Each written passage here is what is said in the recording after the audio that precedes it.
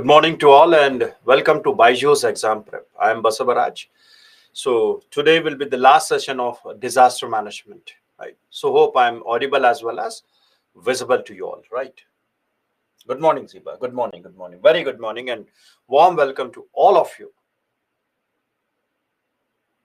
Hope I'm audible as well as visible to you all, right? Right. Done. Okay. So we'll start with the today's session. So we were discussing about National Disaster Management Act. Now, when you're reading about your National Disaster Management Act, you should always remember that in the context of the act, the framework when you are creating, you should create that National Disaster Management Act of 2005. So, in this act or within this purview of the act, we find authorities are created.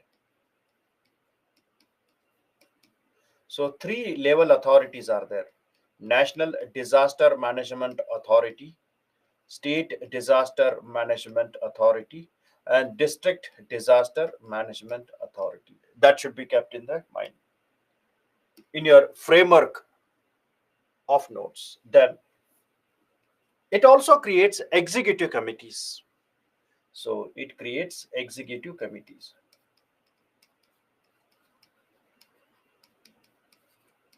Right.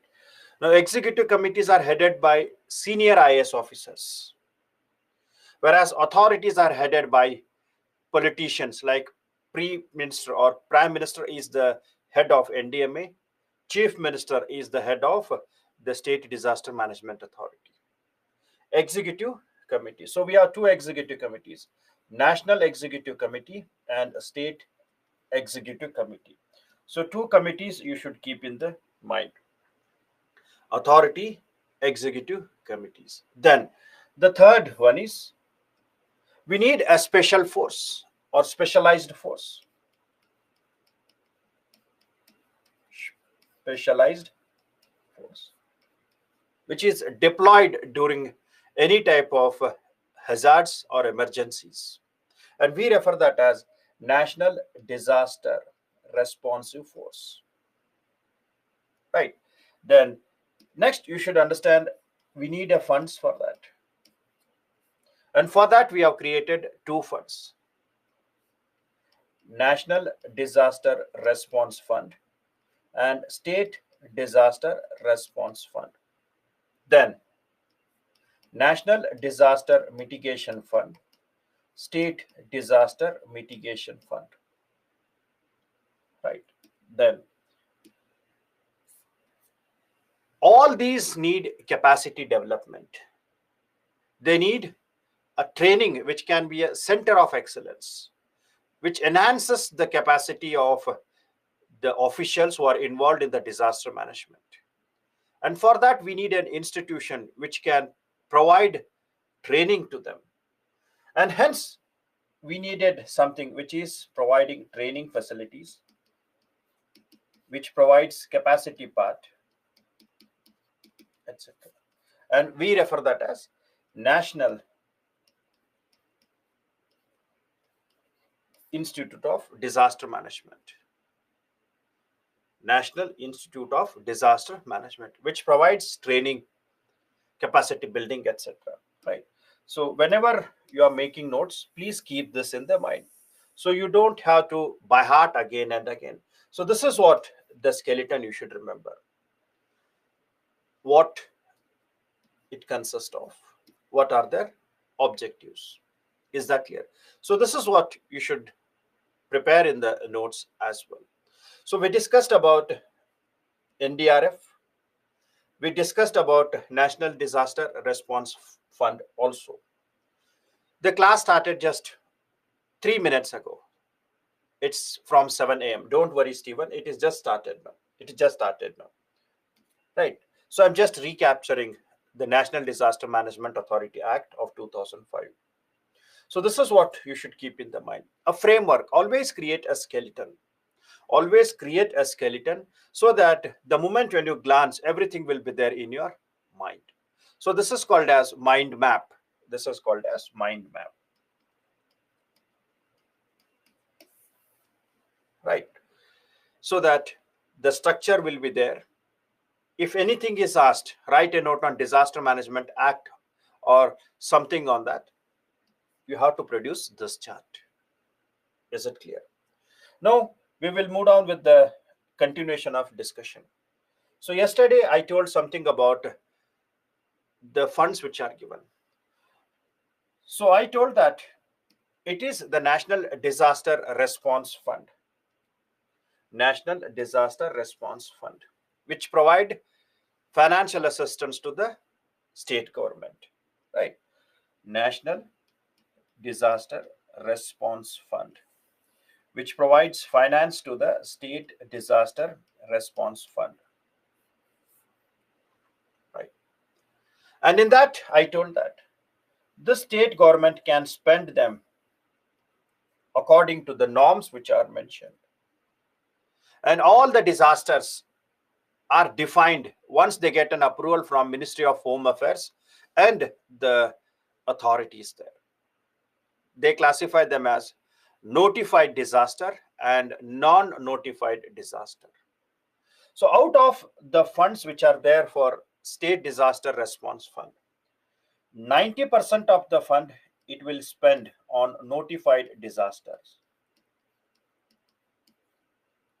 Notified disaster. And 10% of the fund it can spend on non-notified disaster or disasters of local parts or local disaster which is defined by the state authorities, or we say non-notified or which are local in the nature. Now according to the National Disaster Management Act, we have these many disasters, 12 plus COVID, which are classified as the notified disaster. 12 are classified as notified disaster, plus COVID was added last year, that is 2020.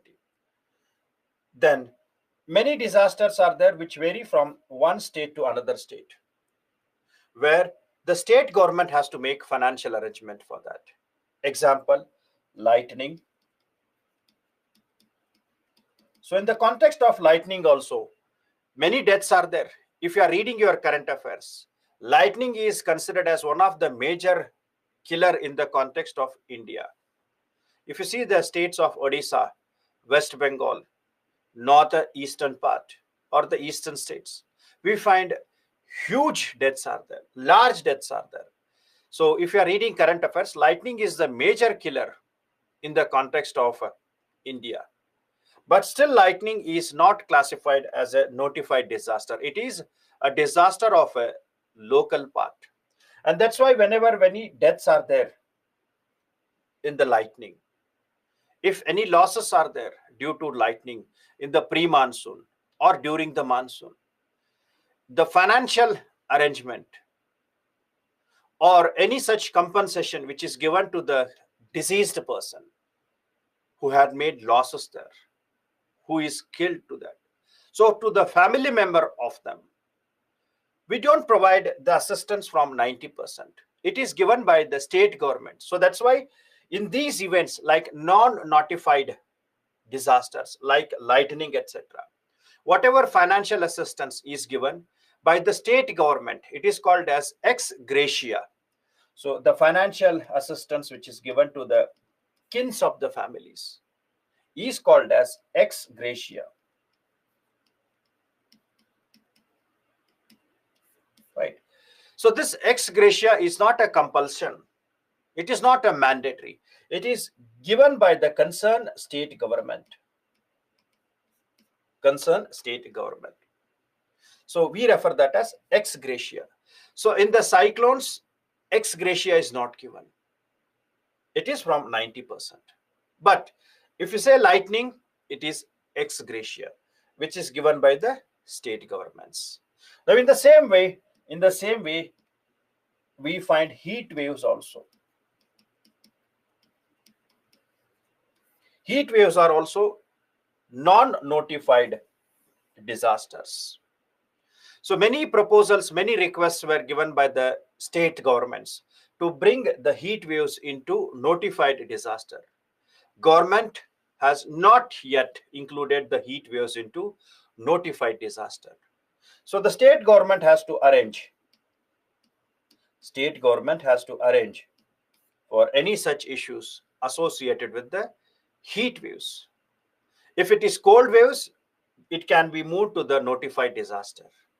Heat waves are not included in the non-notified disaster. So hence, state government will have their own action plans. So they will have their own action plans in that.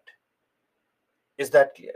So please remember how the money is distributed in the context. And when the central government provides financial assistance, it has to be in the severe nature. It has to provide the money in the severe nature. Or else it is not being assisted. So hence it says that SDRF is a primary funds available with the state government for the responses to the notified disaster to meet the expenditure for immediate relief. Only in severe cases. Is that clear? So that is the reason why when you talk about the droughts, many states are facing problem to get the financial assistance, because according to the drought manual of 2016, if you see the drought manual of 2016, right? So while defining the drought, I have explained this. Maybe the first day or second day I have explained that. Drought manual of 2016. Now in the drought manual of 2016, all the droughts are classified into two types only, on the directions of Supreme Court. So if you take the drought manual of 2009, in the year 2009, the droughts were classified into three categories. That is normal, moderate, and severe. And the state government could get financial assistance in all the three cases. In all three types, the financial assistance was given to the state. If it was normal, if it was moderate, if it was severe, in all the cases, the financial assistance was given to the state government as per 2009 drought manual.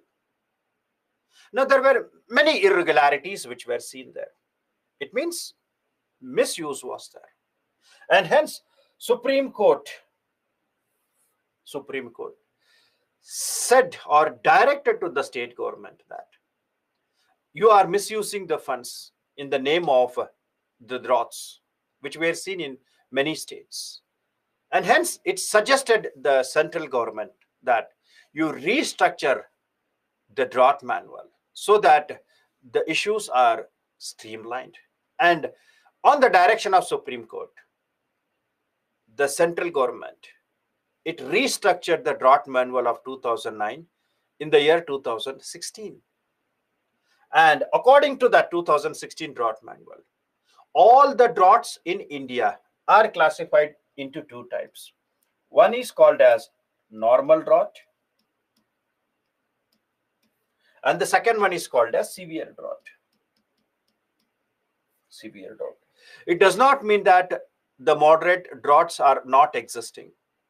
They are there, but in the context of normal drought, in the context of moderate droughts, the state government has to provide the financial assistance from their own exchequer, from their own money, from their own budgetary allocation. The central government will give financial assistance only when it is severe.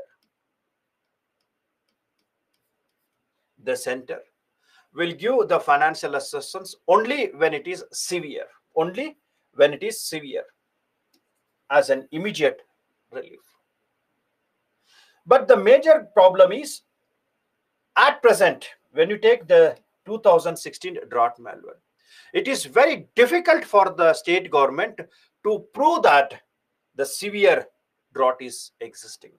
It is very difficult. It is very difficult to the state government to prove the severe droughts. Why? Because the criterias are more scientific. Because the criterias are more scientific.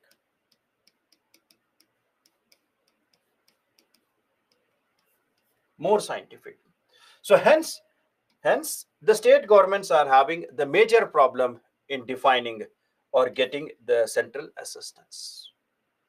So this is what you should remember. UPSC may ask a question, because if you are reading current affairs, Karnataka state government, Kerala state governments, so they have approached Supreme Court also regarding the requirement of the financial assistance in the context of droughts.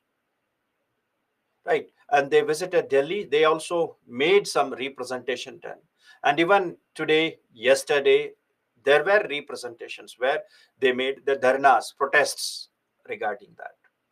So definitely you can expect question from the assistance in the context of droughts. Is that clear now? So this is something which you have to remember. Normal, bit more moderate. Severe means extreme one. Severe means extreme one. If it's moderate, then the state government has to make arrangement from their own pocket, from their own part. So that's why state governments are opposing that, because already they are spending money in different schemes. This will become an extra burden to the state governments. Is that clear now? Normal droughts, severe drought. Why the state governments are opposing? Maharashtra, Karnataka, Kerala, many states are opposing, because they are finding it very clear, very difficult in the context. So I hope if they ask anything on the spot, you should be knowing these parts. Is that clear now? Done. So we refer that as the financial assistance and the perspectives. See, how drought is severe or normal, there are many calculators which are required. For example, based on the rainfall deficiency. Now, if any area, criterias are there, they will never ask you more criterias, but again, I have told you the criterias. If you see the droughts in India, the droughts in India are classified on the basis of rainfall. We refer that as meteorological drought. On the basis of water table, we refer that as hydrological drought. On the basis of agriculture, we refer that as agricultural drought. Then we have socio-economic drought. They all are classified on the basis of deviation of rainfall. That is long period average data when you calculate. Long period average. If that area is having, say, 100 centimeters of rainfall every year from 30 years data, right? If that area is getting 100 centimeters of rainfall every year, it is getting 100 centimeters. It is getting. That is based on 20 years data. Now, in the year 2023, if that particular region, that particular state receives, say, 74 centimeters, then that is called as a normal drought. It can be classified as a normal drought, right? Now, if that state is receiving less than that, if it receives less than that, say around 50 centimeters of rainfall, then we refer that as a moderate drought. Moderate drought. And if the same state receives, say around 20 centimeters of rainfall, right? So in 2023, it has received 74, that is normal drought. In 2021, it has received 50 centimeters, moderate drought. And in 2018, it has received 20 centimeters. Then we refer that as severe drought based on rainfall. Based on rainfall. So many criteria are there. This is one, based on rainfall. Then water table. If the water table falls to greater depth, where it will have an impact on agricultural crops, drinking problems, livestock problems, they will check what amount of casualties are there. Then based on that, they will define that as a normal drought, moderate drought, or severe drought. In the same way, agricultural crops in that region, if 25% are destroyed, if 50% dry, if 70% dry, based on the losses which are there, they can classify that as normal, moderate, and severe droughts. Is that clear? So drinking water availability, rainfall deficiency, crops which are damaged, lakes which are dried, groundwater moisture availability. So based on all these parameters, they declare the droughts. And based on the variation of the percentage in those, they classify them as normal, moderate, or severe. Is that clear now how it is calculated?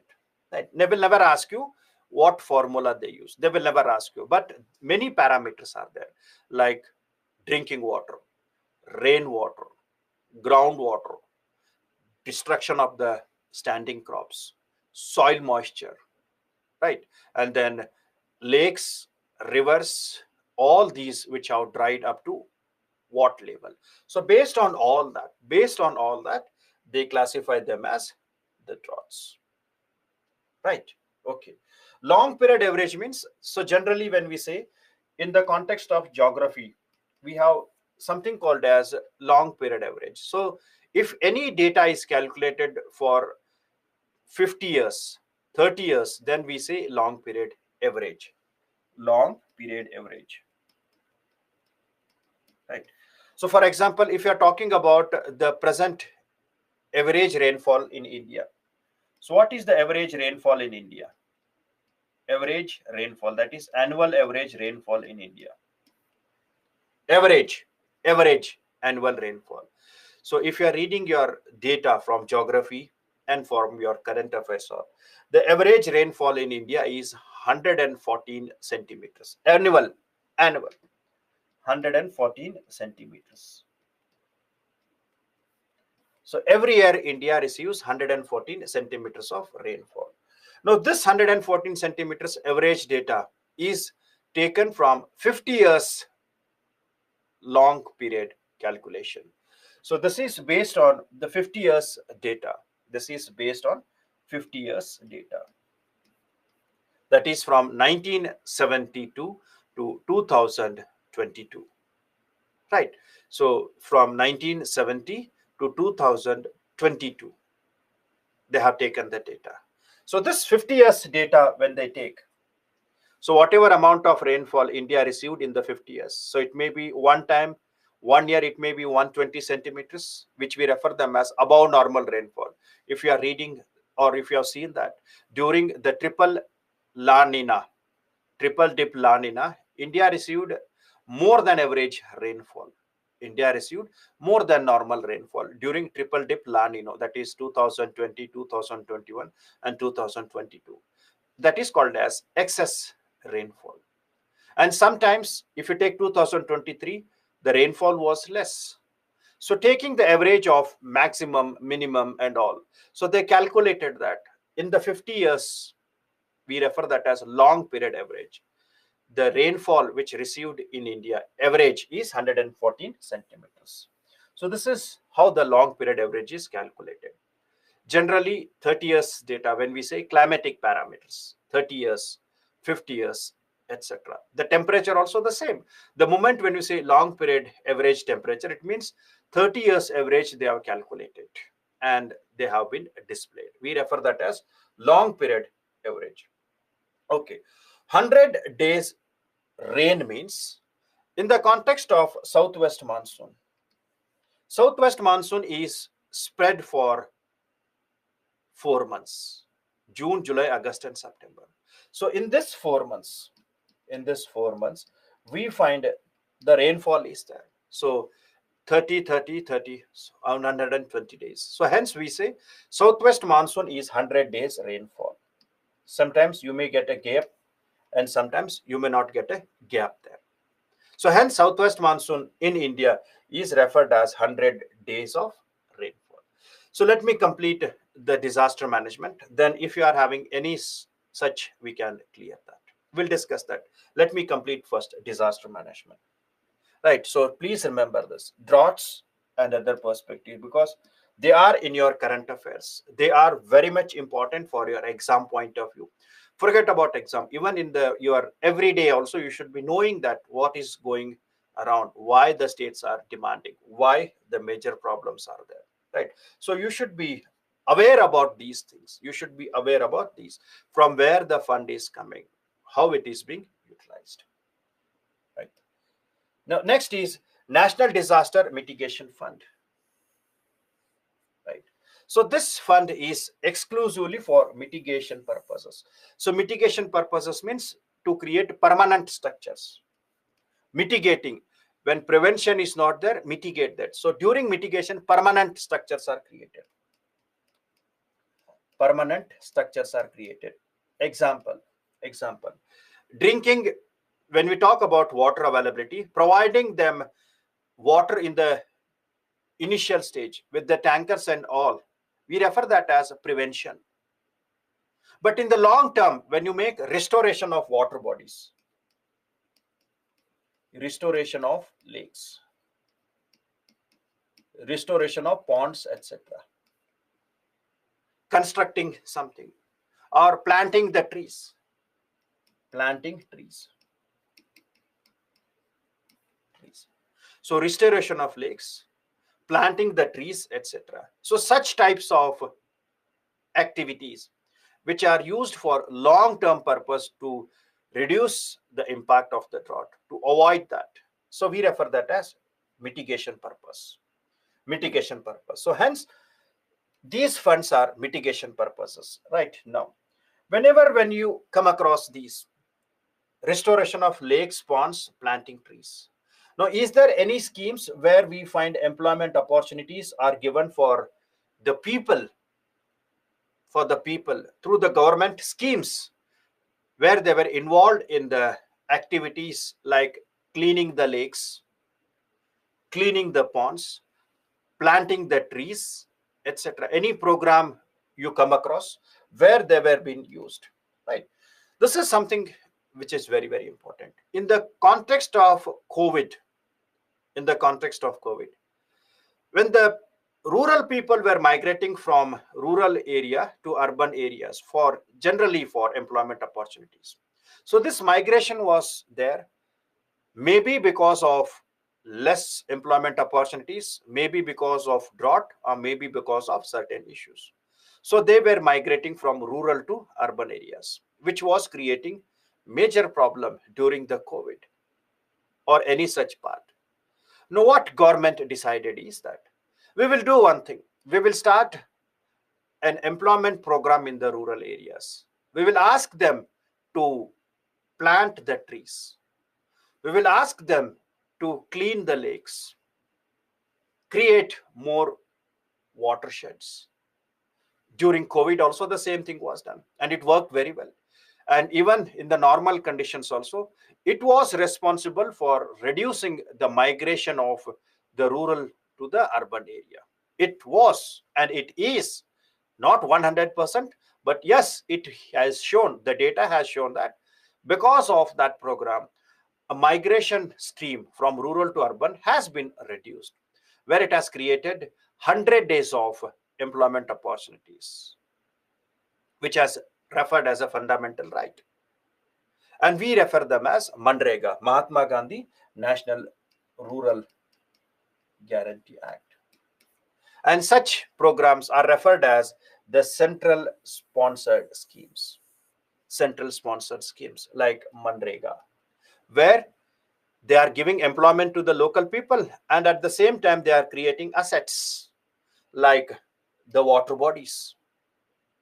And these assets, don't you think that they will create a permanent solution for droughts? They will give the solution for availability of drinking water even in the distress conditions. When they plant the trees, it will make availability of percolation of water. It will provide solution for climate change issues. Is that clear? So we refer them as the central sector schemes. Apart from that, many programs are there. Many programs are there, like providing irrigation facilities to the local people. Local. Now, many irrigation programs were there. Now, in the year 2015, we have introduced new irrigation program, which includes drip irrigation, that is per drop more crop, which includes har khet ko pani, water accessibility, right? And it also talks about something called as making the funds available. We refer that as accelerated irrigation benefit program, AIBP. And then it also talks about watershed management. It also talks about watershed management. Now, which is this program which I am talking? This is a program or scheme which has four components. Four components, which is referred as centrally sponsored, where the money is given by the center, not from the state government. Center provides financial assistance. So it is centrally sponsored schemes. In your social classes, please understand what is central sponsored scheme, central sector schemes, state sponsored scheme. So it means center provide financial assistance to that. So here, the scheme where four components are there. The four components. The first component is referred as per drop more crop, which talks about drip irrigation. Second one is water accessibility, har khet ko pani, water accessibility, which talks about canals irrigation. Then third, it talks about accelerated irrigation benefit program, AIBP, that is providing financial assistance from the center to the state government, financial assistance from the center to the state government to complete the medium and major irrigation projects. I'm repeating, accelerated irrigation benefit program. So this is a financial assistance which is given by center to the states. These all are your geography concepts, and they are very important, very, very important for your exams. Accelerated irrigation benefit program, where the center provides financial assistance to the state governments. Why? Because there are many multi-purpose river valley projects are there, medium and major projects. They are 80% completed, 90% completed. Why? Because state government do not have money to complete that. So they need the money to complete that. So hence, the central government provides financial assistance to the state governments, any irrigation projects of major and medium. And this financial assistance, which is given by the central government to complete the pending 15%, 20% of major and medium irrigation projects, we refer that as accelerated irrigation benefit program, to the state to complete the major and medium irrigation projects. Medium irrigation projects, we refer this as accelerated irrigation benefit program. So that is AIBP. AIBP, accelerated irrigation benefit program. And for this program, accelerated irrigation benefit program, government has created a fund in NABARD. Government has created a fund in NABARD to support AIBP. Government has created a fund to support AIBP. Now, what do you mean by, or which is that fund I'm talking about? This is how the questions are asked. PDMC means per drop more crop. Per drop more crop.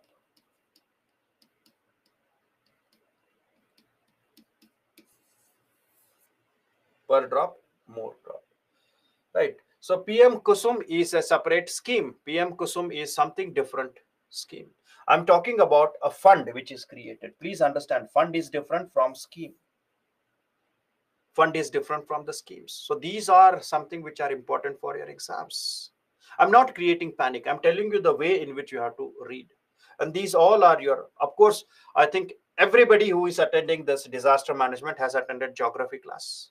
Everybody has attended geography class. right? So in geography, we always talk about irrigation, and irrigation is one of the major part in India. Why?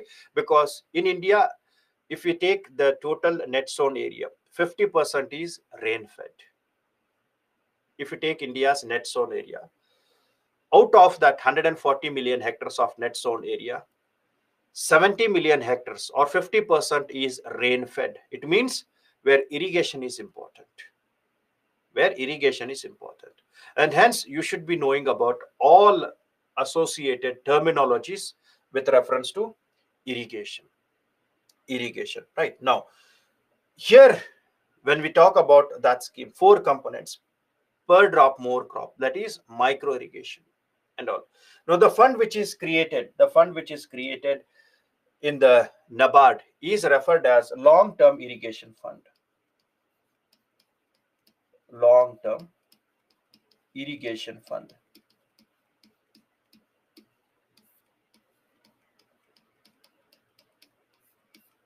Long-term irrigation fund. And one more fund is created. Again, this is also in the NABARD. We refer that as micro irrigation fund. Micro irrigation fund.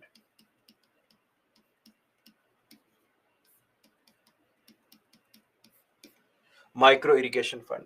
And micro irrigation funds are for drip irrigation. Per drop more crop is nothing but drip irrigation. Drip irrigation, right?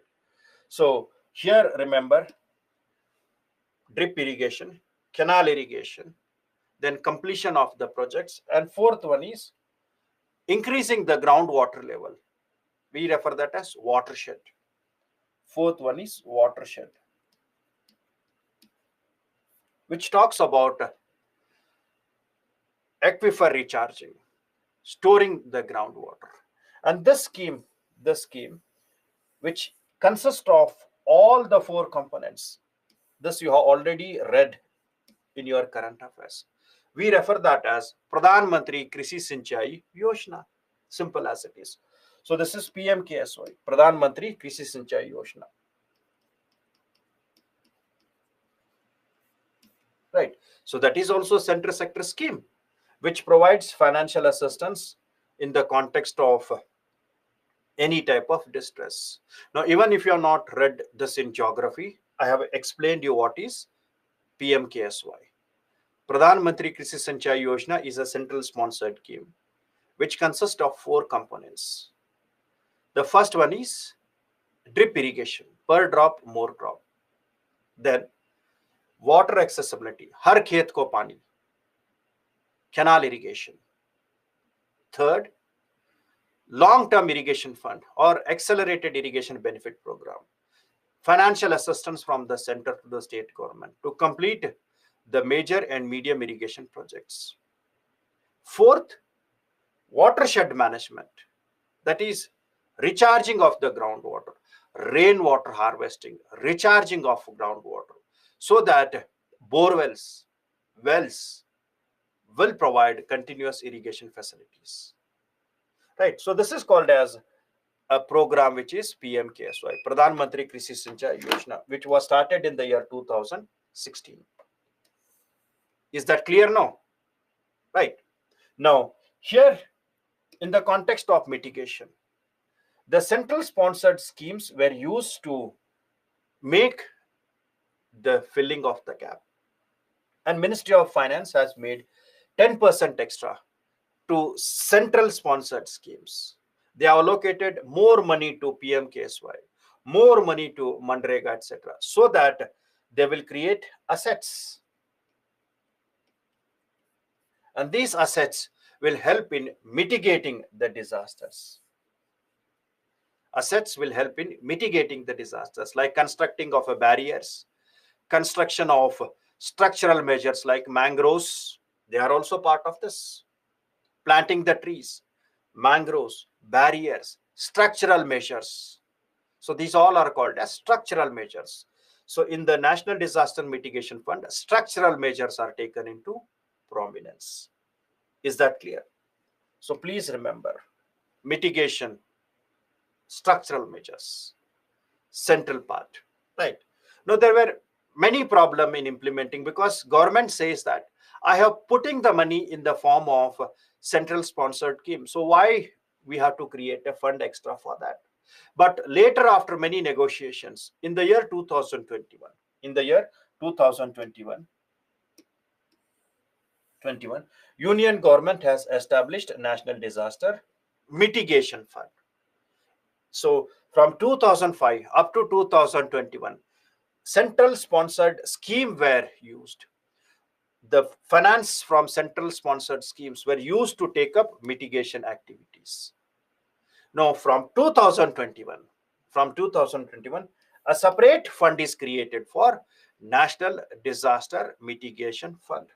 Now what does mitigation fund means? Mitigation means it talks about creating certain permanent infrastructures like water bodies, mangrove plantation, right? Creating new lakes, planting trees, etc. Is that clear? No. National Disaster Mitigation Fund. Response is different, mitigation is different. Then we move on to something called as Prime Minister's National Relief Fund. Now, this was created in the year 1948 after the partition of India. And this fund was primarily to assist the displaced person from Pakistan who reached India, to assist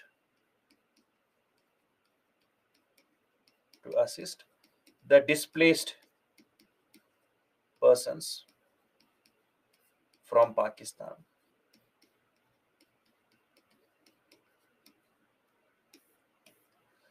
Right. So those who entered here after the partition, displaced from that. So they were assisted here. They were assisted. And later it was used for providing the financial assistance for the people who were suffered by disasters.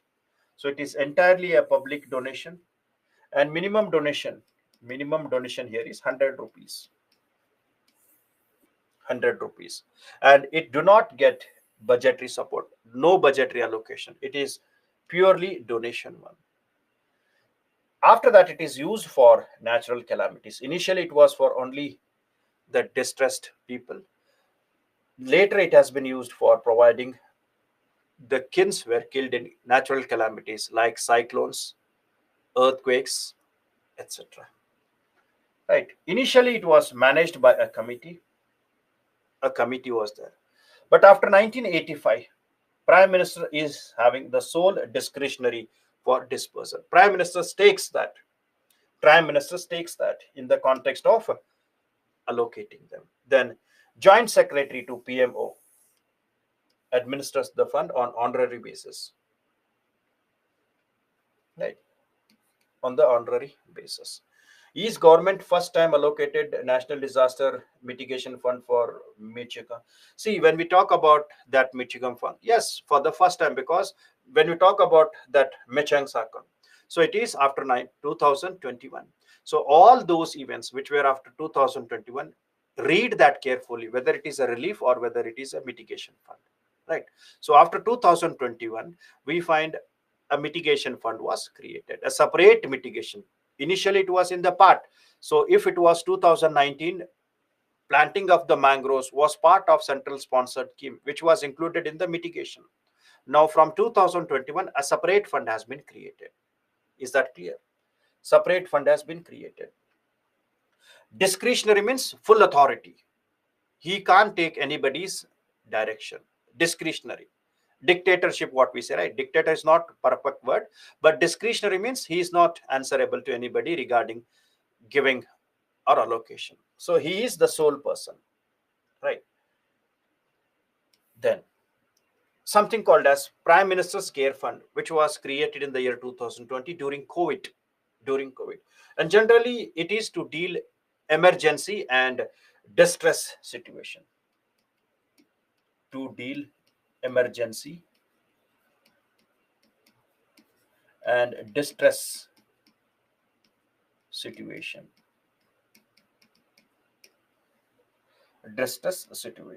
Right? So this PM Care Fund is also referred as Public Charitable Trust.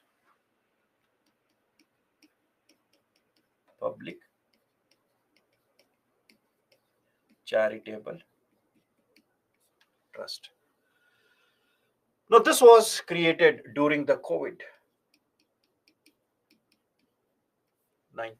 And here, when we talk about that, it talks about providing relief. It gives support to relief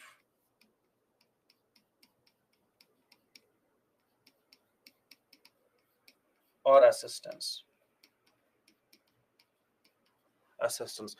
during what we refer as emergency conditions like COVID or many such health impacts were there.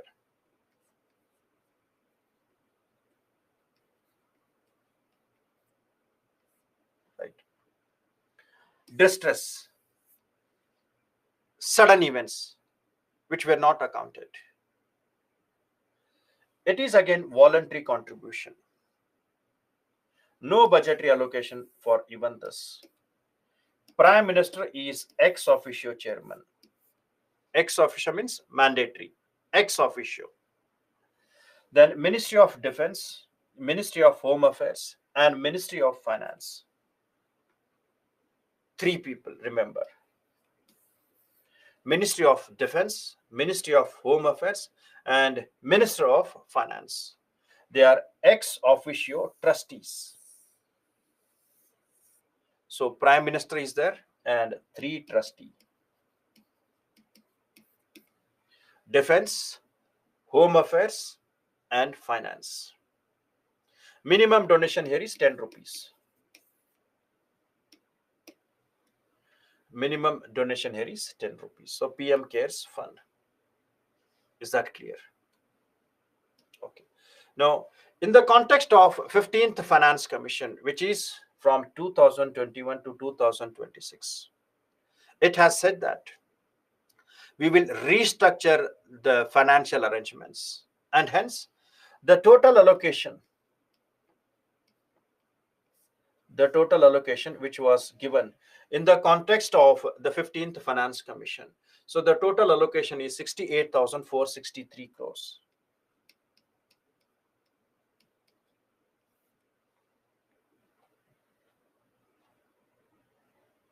Right, 68,463 crores. Now, in the electoral bond, if it is not, then there are certain norms which are given. If those norms are not fulfilled, then it will go to PM Cares Fund. Certain norms are given. So again, that comes to your polity part, right? So if certain norms are not there, then automatically it will move down to PM Cares Fund. 68,463 crores were given for a period of 2021 to 2026. And it also said that in this 15th Finance Commission, we will set up a separate fund.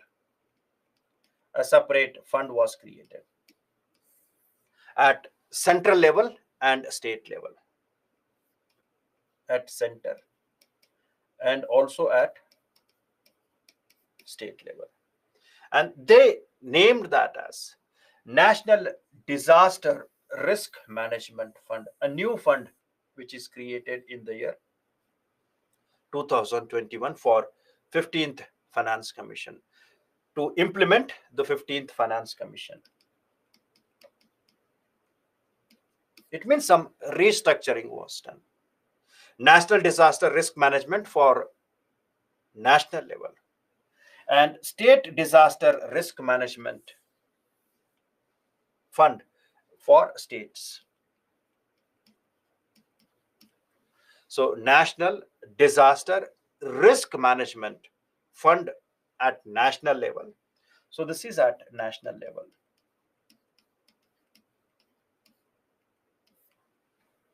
And State Disaster Risk Management Fund at state level. And this National Disaster Risk Management Fund, it consists of 2 sub-funds. It consists of 2 sub-funds. Or it is divided into 2 parts. It is divided into 2 parts.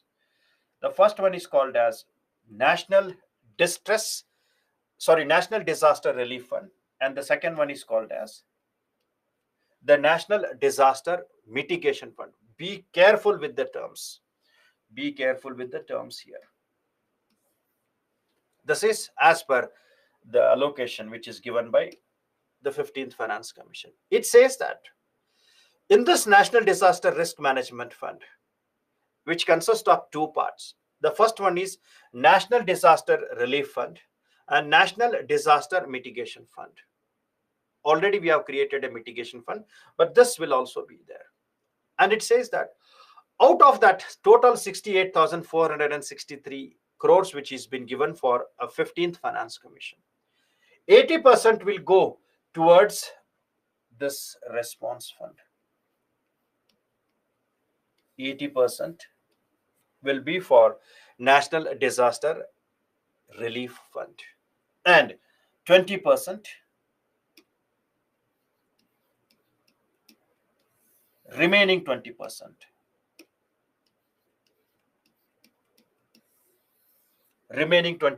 will be for National Disaster Mitigation Fund. So be careful with your statements. And again, they have given the breakup of that 80%. Now, in this 80%, where the allocations is done, So 40% is for response and relief. 40% will be for response and relief.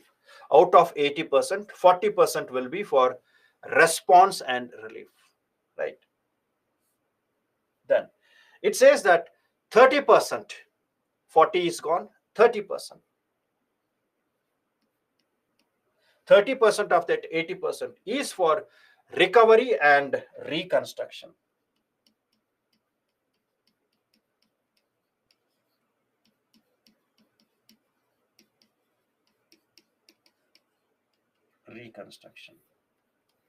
So now left out is 10%. Now 10% it says that it is going for preparedness and capacity building.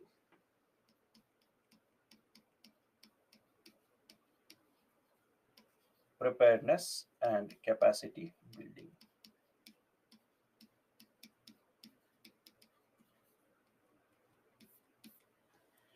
Preparedness and capacity building.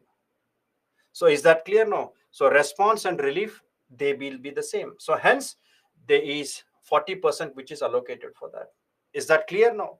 So please read them carefully. In prelims, they may ask. And in mains also, if they ask a difficult question for 10 marks, write a note on the 15th Finance Commission with reference to how it is helping in disaster mitigation. So you have to talk about a fund which is created, which is called as National Disaster Risk Management Fund. So beginning of the class, I told National Disaster Response Fund, that is different. National Disaster Mitigation Fund. Now they have added something called as risk management, which is a very integrated one, complex type of nature. And in that, they told that out of the 80%, 40% will go for relief and response, 30% for recovery and reconstruction, 10% will be for preparedness and capacity building. And the definitions remains the same. What is capacity and all? So the 68,463 crores is for disaster management. So we are discussing disaster management. So this is for the disaster management only, right? Assets and all. Now, it has also highlighted that two of the national disaster schemes, or we say two schemes, will get the fund from National Disaster Relief Fund. One is expansion and modernization of fire services. And for that, last year, they have allocated 5,000 crore rupees. Then, resettlement and displaced affected by erosion. So here also, it is given by the relief fund, 80% fund from there you have given. Then, so this is where we say 80% fund and channelization. So it is for up to 2026. So this year also they will allocate. Next year also they will allocate, and even in 2026 also there will be allocation, because if you see the year, it is from 2001 to 2026. So this will be till 2026, right? So whatever allocations are there, you have to cumulatively keep a data of that. So this will be up to 2026. So last year they have given in the context of relief fund. Now they also talked about a financial assistance which was given for mitigation fund. Now here they have given 12 drought area states in the mitigation fund. They included Andhra Pradesh, Bihar, Gujarat, Jharkhand, Karnataka, Madhya Pradesh, Maharashtra, Odisha, Rajasthan, Tamil Nadu, Telangana, and Uttarakhand. Right. Apart from that, it also managing the areas where landslides have seen because of earthquake in the 10 hill states, Himalayan region. Then it also talks about assistance to the urban floods. Urban floods. And this was released last year, June 2023. A sum of 2,500 crores has been released for these 7 cities. Sometimes they may ask in the prelims. 7 cities are Mumbai, Chennai, Kolkata, Bangalore, Hyderabad, Ahmedabad, Pune. Gurugram is not included here, right? Delhi is not included here. So allocation is given for 2023. They will never ask why they are not included. They will ask which cities are included. So please read these facts, right? Mitigation measures for prevention of erosion. Erosion means soil erosion. Mitigation measures in the context of the soil erosion. Is that clear? So please read them. That is more than that. It is once allocation, Harsha. Allocation means it is budgetary. It is not budgetary allocation. It is allocation which is given by finance commission, right? So it is one time allocation which is done. If it is required, they may allocate. But for the year 2023, 5,000 crore rupees is given for expansion and modernization of fire services. It will be from 2021 to 2026. Is that clear? So they can't be given every year. They're not annually. They're not annual. Right. So it is restructuring them. So they may be having certain issues. So they say, I'll provide some money to that. So I'll give you 10,000 rupees. So in that 10,000 rupees, in a span of 5 years, you restructure your program. I'll give you 15,000 rupees. And then in the span of that, you cover your parts. Is it clear? So please remember these dates. So 11,953 crores, you don't have to remember entire data set. So 11,953 crores, it talks about a fund which was given in one particular year. So if you remember this data, that is more than sufficient. If you remember this data, that is more than sufficient. A breakup of that 40%, 20%, which was allocated in that year. Is that clear? Total allocation. Now we move on to a factual one. Coalition for disaster resilient infrastructure. Now this can be asked in the context of your UPSC. Always remember, the moment when we say resilient, it means that it is resistant and it should recover quickly. Resistant and it should recover quickly, right? Now in the context of the disasters, like it can be cyclones, it can be earthquake, it can be landslides, or it can be tsunamis, etc.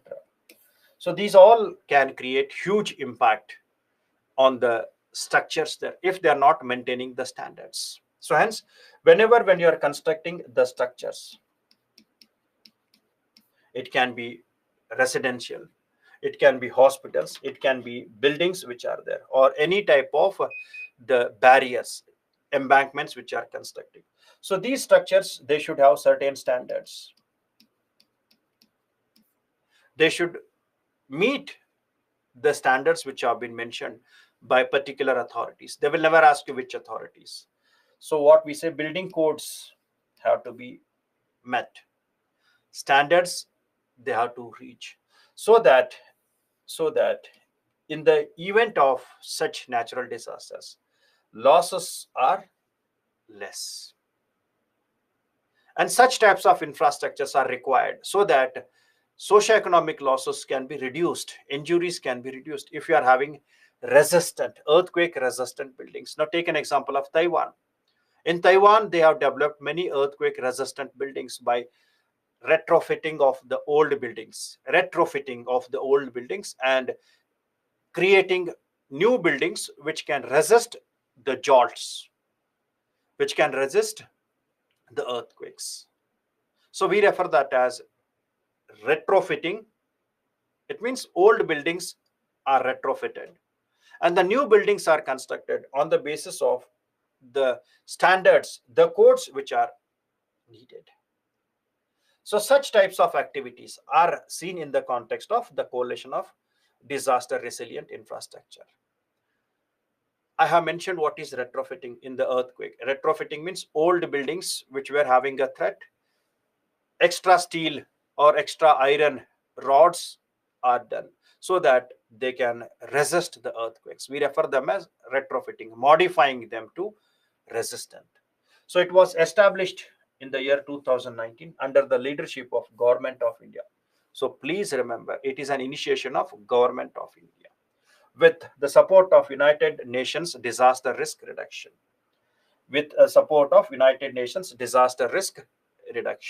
Then, along with India, 12 countries were the founding members. In prelims, if they ask, you should remember they are founding members. So this should be kept in the mind. 2019, initiation of India, along with United Nations Disaster Risk Reduction, and 12 countries are the founding members. 12 countries are the founding members of this. And this coalition of disaster risk resilient, you can even in the structural measures. If you're talking about earthquake, so India has made its approach. If you mention this one statement, 1 mark extra they will give. So we have initiated coalition for disaster resilient infrastructure in cyclones, in earthquake, in landslides, where it will define the norms and codes. You will get 1 mark extra.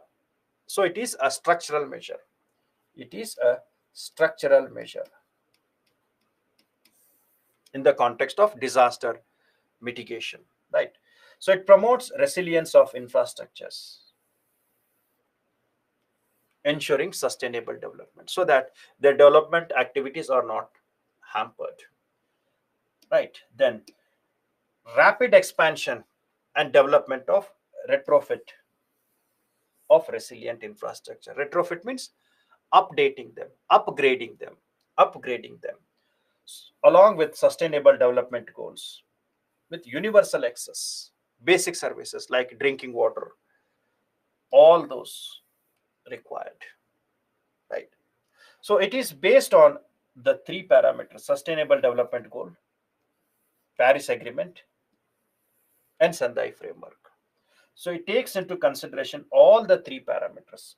It takes into consideration of all the 3 parameters. That is sustainable development goals. 17 goals are there. And this you have read in your social issues, sustainable development goal. Then Paris Agreement.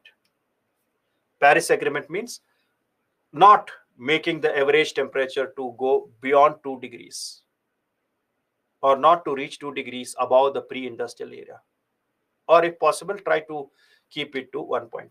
Then third one is Sendai framework.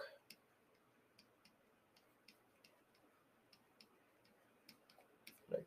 So all the 3 parameters are taken into consideration in this coalition for disaster resilient infrastructure, right? So if they ask what is the role of India in the context of disaster management, early warning system, where we are emphasizing, along with that, India's ISRO in collaboration with NASA will be launching NISAR, which can provide the data not only to India to all the countries. So whatever initiations which have been done by India, clean energies, International Solar Alliance, all these are either they are mitigating effect or they are working in the context of reducing the impact of disasters. Is that clear? So please organize your way of writing. Right. Then we move on to National Policy of Disaster Management. Now, National Policy of Disaster Management was in the year 2009, framed in the year 2009. So whatever we have did, everything will be in the same format.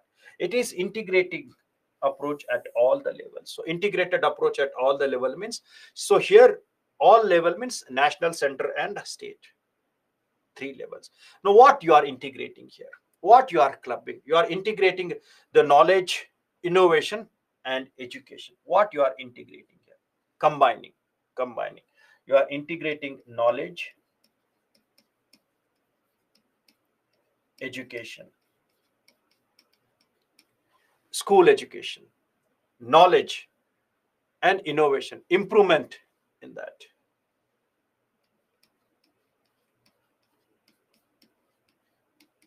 You are integrating all these at the three levels, that is national, center and the state. Encourage mitigation measures. Now how you will mitigate that, and what type of encouragements are there? Now encouragements, when we say mitigation can be done by many methodologies, through technologies, through technologies. It can be any type of technologies. Either it can be from international or from national technologies, right? Now, sometimes local people also have their own ideas.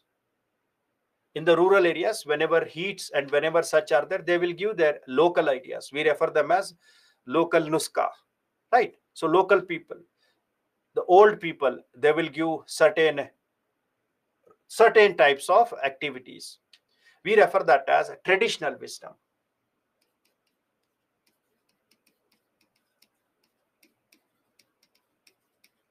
Right. So you can mitigate through technologies or traditional wisdom and environment sustainability. And environment sustainability.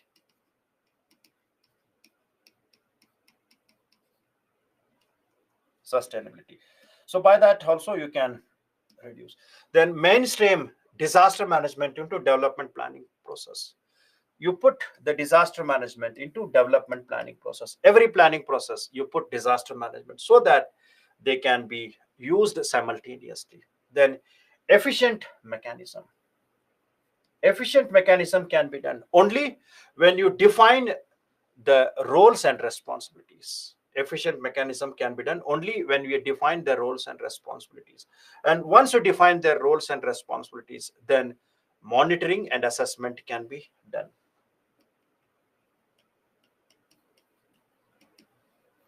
Monitoring and assessment can be done. So for that, you have to define the roles and responsibilities. If you define them, roles and responsibilities, then they will help. Traditional wisdom means, they say, near your home, you plant a neem tree. So what is advantage of neem tree? Neem tree will provide you shade and it also provide clean air.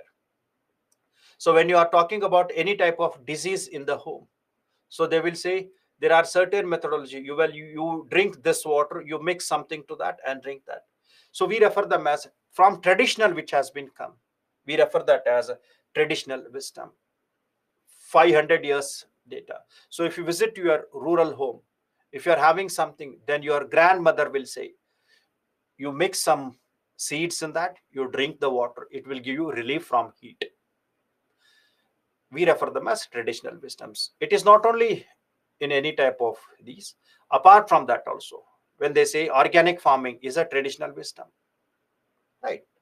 Then proper reconstruction work has to be taken in such a way that they should be doing build back better in a sustainable way. Build back better efficiently. Then productive and proactive partnership with media, maybe newspaper, news analysis, etc.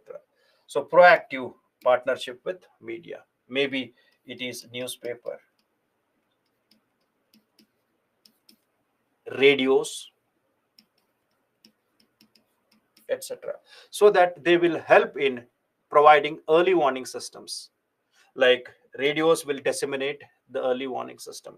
Newspapers and news will also give them in the form of bulletins. In the form of bulletins. Right. So build back better means reconstruction. It is reconstructing and resettlement.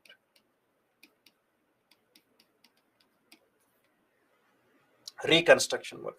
It means that whatever buildings have been collapsed in the crisis management, in the crisis management. This is crisis management perspective, not the risk. You recreate the structures in better way. You reconstruct the collapsed buildings faster and resilient one. Yes, traditional ORS, sugar, etc. They are traditional, where generally we say, right, dadi ke nuske, right? Something where they say you can take something from them. They will help you in taking certain distress. Right? Now, National Disaster Management Plan of 2016. And this National Disaster Management Plan, it is very important one, and it was revised in the year 2019. It was revised in the year 2019. Now, it provides the framework and direction to government in implementing disaster management cycle in all the parts. Now, this National Disaster Management Manual or this National Disaster Management Framework, it talks about certain aspects or certain terms are associated with this. We generally say this is a dynamic document, holistic document, integrated approach, right? But when we talk about this framework, it has been created by keeping three things in the mind. It is created by keeping three things in the mind. The first one is the Sustainable Development Goals. The second, Sendai Framework. Sendai Framework. And the third one is keeping Paris Agreement in the mind, that is climate change issues. Paris Agreement or climate change issues. So hence it is created by keeping all the three parameters in the mind: Sustainable Development Goal, Sendai Framework, and Paris Agreement in the mind. In the mind. Now this framework is referred as a holistic one. It is called as holistic because it has taken all the three parameters in its framework, right? And then it is also referred as a dynamic one.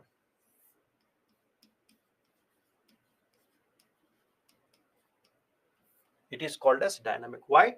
Because this national disaster framework can be applied at any stage or all the stage of disaster management. So it can be applied at any stage of disaster management, right? So any stage or any phases of disaster. Stage means pre-disaster, at the time, and post-disaster. So any stage or any phases of disaster management.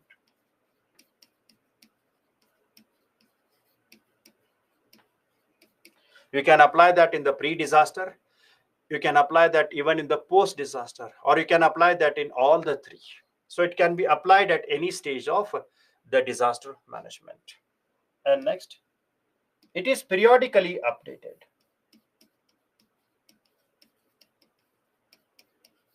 Periodically updated. Every time it is updated. How? By incorporating the best knowledge and practices. By incorporating best knowledges and practices. Even the global parameters are also. If any country provides the information, knowledge sharing, so it is incorporated in that. So it is always updated, periodically updated, incorporating the best knowledges and the practices, right? And this document is something which has goals which are short term, medium, and long term. So it has goals which are short term, medium, and long term. Short term, medium, and long term goals are there. So hence it is referred as a dynamic document. So short term means sometimes we say 5 years, long term means 10 years. Sorry, medium means 10 years, long term means 15 years data. So they will never ask you the years, but remember it has short term goals, medium term goals, and long term goals are also there, right? So this is what you have to write if any introduction is asked. Now the points remains the same. The points remains the same. Objectives remains the same. Whatever you have done, it will be summary of that. It is improving the understanding of risk, hazard, and vulnerability. The same points. Strengthening the disaster risk governments, keeping Sendai framework. Promote build back better. That is crisis management. Crisis. Then capacity improvement. Empower both local communities as a partner to reduce and manage the risk. Voluntary involvement. Strengthening the scientific and technical capabilities, updating that with them. Clarity on roles and responsibilities. Why? Because that will help them to understand what we have reached. So that's what I was telling in the 2009 plans. If you explain them their roles and responsibility, then monitoring and assessment can be done. So this will help to monitor and assess assessment where we have reached if the roles are there. Capacity development. So capacity development of an individual, society, country through knowledge, leadership, financial allocation, technologies, all these are referred as capacity development, right? So facilitate them in the development and planning. So enhance disaster preparedness. So these are the objectives of, and it has been updated, revised in the year 2019. So don't get much stressed. So remember what is Disaster Management Act of 2005. Remember 2009 National Disaster Management Plan. Then NDMP, right? So please remember these. Now next is Prime Minister's 10-point agenda. Now the moment when you say Prime Minister's 10-point agenda, you should keep this in the mind that this is where the Prime Minister of India from 2018-19 emphasizing on disaster risk governance. Now this is to provide a technical assistance or practical guidance. So Prime Minister's agenda, 10 points it has said in all the sectors, in all the sectors. It is a practical guidance. Practical guidance. And a driving force, implementing both, and driving force. Practical guidance and driving force to implement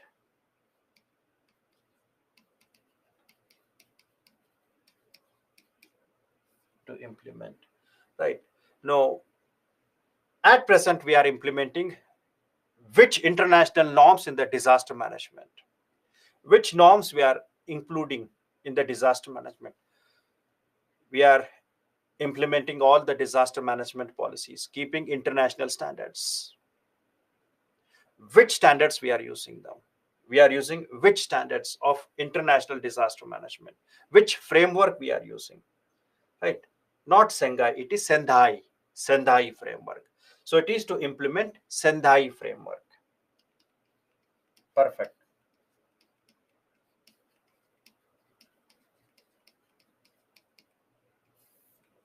Implement Sendai framework, right? So it is a practical guidance and driving force to implement Sendai framework. Right? Now, here the agendas are all development sectors must imbibe the principle of disaster risk. So it talks about bringing all ministry sectors together. It is to bring all ministries sectors together, integrating them, clubbing them, right? So hence, if you bring them, you have to define their roles and responsibilities. Define role and responsibilities in construction, in resilience, etc. So hence, it also talks about certain codes, certain standards which has to be maintained, certain codes, certain standards which has to maintain. And here we have initiated CDRI, Coalition for Disaster Resilient Infrastructure. So this is something which talks about the first point.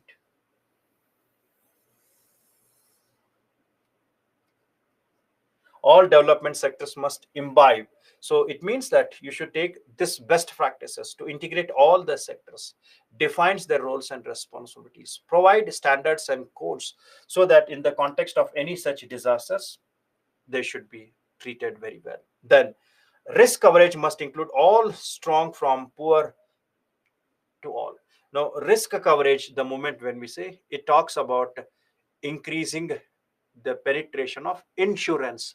The moment when we say risk, you should remember it is about covering insurance. So hence, many insurance schemes are there. Pradhan Mantri Fasal Bima Yojana. We have schemes which have been introduced under that, agriculture distress, and also for national schemes are there. And for that, we have many companies are there. We have made investment, or we have made many such companies like General Insurance Company, Insurance Regulatory Development Authority, etc. So it is talking about insurance part. Then women leadership. Women leadership is very important. You should involve the women in disaster risk reduction. Now, how the women's involvement is done? So it is generally done by empowering them with credits and subsidies. So it is about empowering women,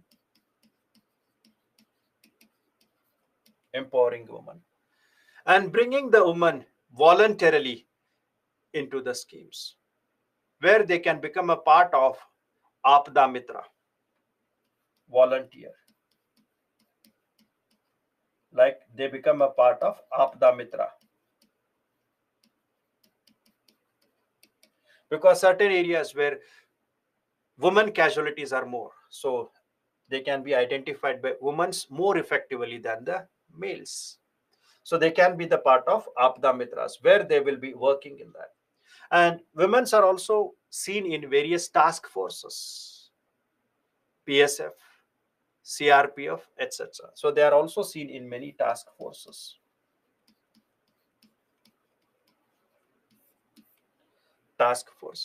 Right? So including the women's in that. Then it also says, invest in the risk mapping globally and improve understanding of the nature.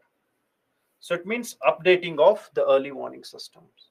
So when we talk about that, you should always create the maps, web-based disaster plans, zonal maps, etc., like landslide zonation maps. So should always create the maps, earthquake zonation map, atlases, etc., which gives the inputs of the present condition in the context of any disasters, right? Then leverage technology to enhance the disaster risk efforts. Now, the moment when you talk about leverage the technology, so it means that you should always make sure that the forecasting, the early warning system is done very carefully. The forecasting, early warning system is done very proper. Early warning system, forecasting means we talk about early warning system, has to be done effectively. Now, this is done by many methods like satellites, imageries, etc.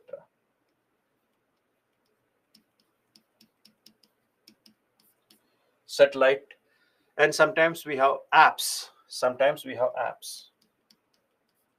So that it can reach to the common people in effective way, right? So we have many such mobile apps are there. Then there are panic buttons in many instruments, panic buttons, etc.,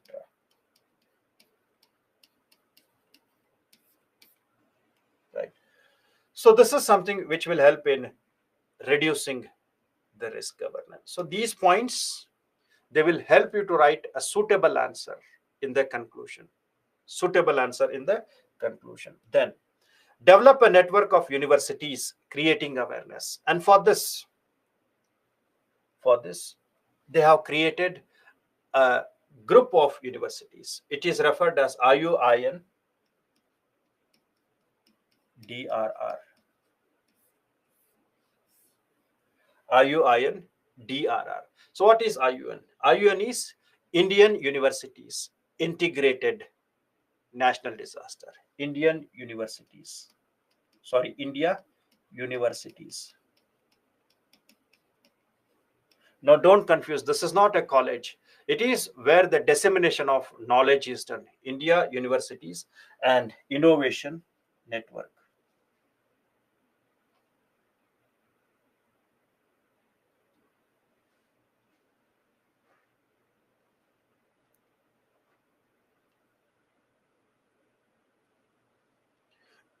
India Universities and Institution.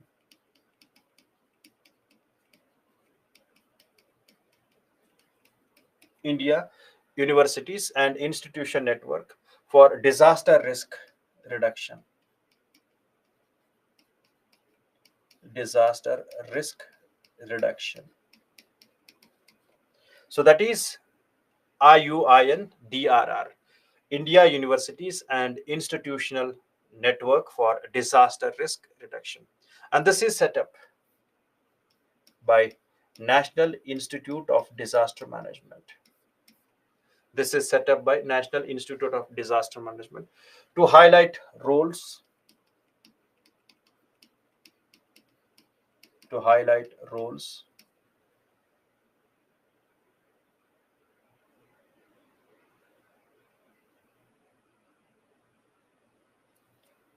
roles of education, research, and training. Highlight the roles of education, research, and training in disaster risk management. So please remember. So that's why in your educational books, class 10th, class 11th, we have disaster management. Training is also provided. So hence, it is incorporated in school educations. It is incorporated in collegiate educations, right? India Universities and Institution Network for Disaster Risk Governance to highlight the roles of education, research, and training in disaster risk management. Then it also talks about appropriate social media and mobile technologies for disaster risk reduction so that they can create a proper or effective early warning system, right? Like we have mobile apps like Damini, right? Sagarvani,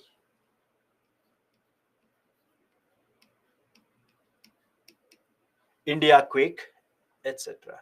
India quake, etc. Now the idea is to disseminate effectively early warning system. To disseminate. Disseminate means to give, to provide effective early warning system.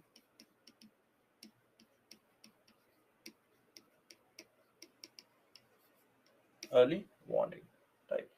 Now, it also talks about building the capacity of local people and the associated stakeholders.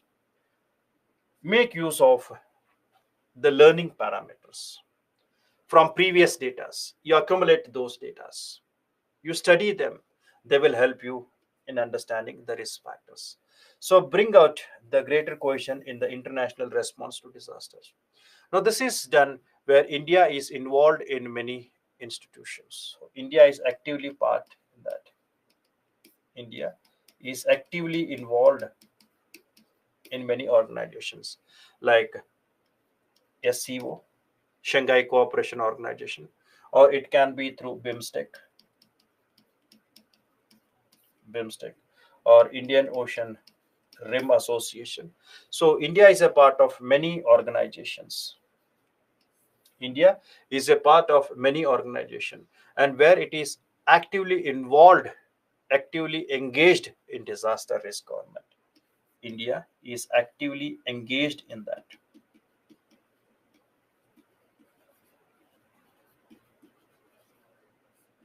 through different organizations. So these are referred as the Prime Minister's 10 point. So if you read them, it will become a summary for your disaster management. So that is the idea why I have taken these 10 points.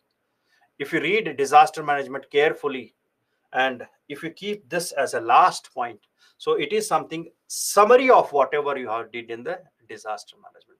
So please understand that. So these 10 points will give you summaries what India is being doing, right? Then National Disaster Platform for Disaster Risk Reduction. So it is a multi-stakeholder platform which involves central government, state government, and the local people, which involves center, which involves state government, and also stakeholders.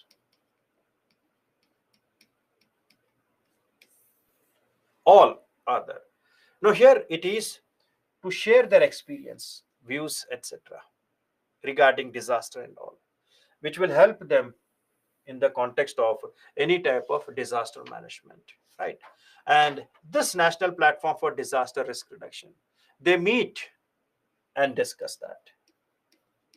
They meet and discuss. Now, the first meeting was done in the year 2013. The first meeting was done in the year 2013, which is referred with a theme. This was the theme, which talks about mainstreaming the disaster risk reduction in the development from risk to resilience. Now, this is to encourage the implementation of Hugo framework. Encourage implementation of Hugo framework.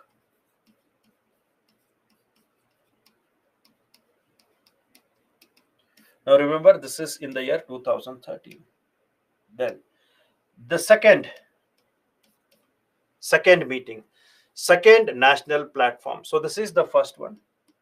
The second national platform for disaster risk reduction was held in the year 2017. And this is the theme of that. Theme is disaster risk reduction for sustainable development, making India resilient by 2030. So hence held, this was held where the focus was given for Sendai framework. Remember, 17 means Sendai framework. So focus was for Sendai framework, Sustainable Development Goal, and Paris Agreement. Focus was on Sendai framework,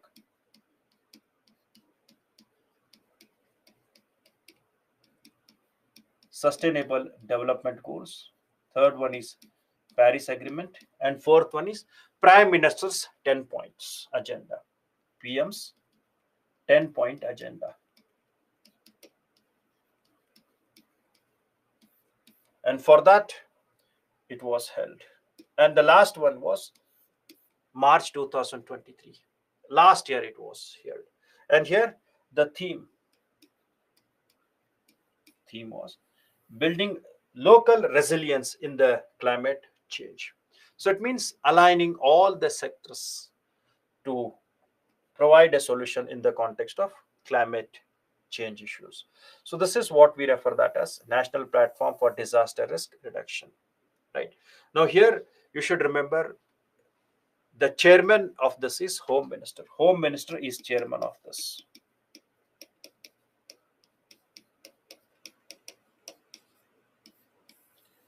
Home Minister is chairman of National Disaster Risk Reduction. So, sorry, National Platform for Disaster Risk Reduction. Please read them. If they ask in the prelims, mention them carefully. It is a multi-stakeholders.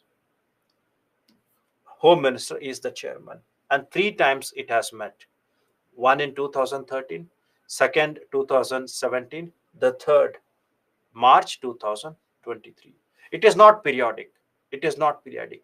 Whenever emergency is there, they organize the meeting. It is not periodic. Right. Responding for the central assistance. Request for the central. Please read them. The government has established a flexible response mechanism of essential services which are hit by the impact. So whatever you read in the newspaper, the same thing is there. Disaster management is considered as a responsibility of the states. Hence, the state government should take care of that. And the central government supplements their supports in logistic and financial assistance, like National Disaster Response Fund, where it gives. Plus, it also provides national disaster response forces, etc. Right, so that they can handle the rescue and rehabilitation. So please read this. Read this. They will not ask you in detail. So central assistance, I already explained. Central assistance is given in the form of finance, in the form of guidance, and finance also, how it is given, I have explained that in detail. Right. Financial assistance for the disaster preparedness, restoration, reconstruction, and mitigation. Right. So they are not the part of National Disaster Response Fund. Preparedness, restoration, reconstruction, and mitigation in the event of natural disasters are not the part of National Disaster Response Fund. Why? Because they are being covered initially by Central Sector Scheme, now National Disaster Mitigation Fund from 2021. That's why you should be very careful in the discussion. Right. So before that, they were under Central Sector Scheme, and now National Disaster Mitigation Fund is created in the year 2021. Right. So in the calamity of severe nature, only then the fund is given. So that's what severe drought, not for the normal drought. Only for severe it is given immediately. Right. So this is the procedure. This is a procedure. They have to provide that. Central team will visit, they will inspect, and then they will talk on that. This is the process. If they ask in prelims,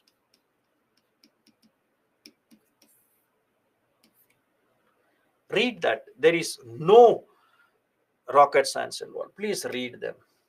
After the class, read them and make small points of that. That how it is done. It is all the ministries which are involved there.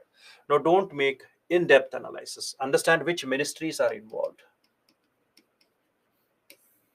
Which ministries are involved and what is the process. That's it.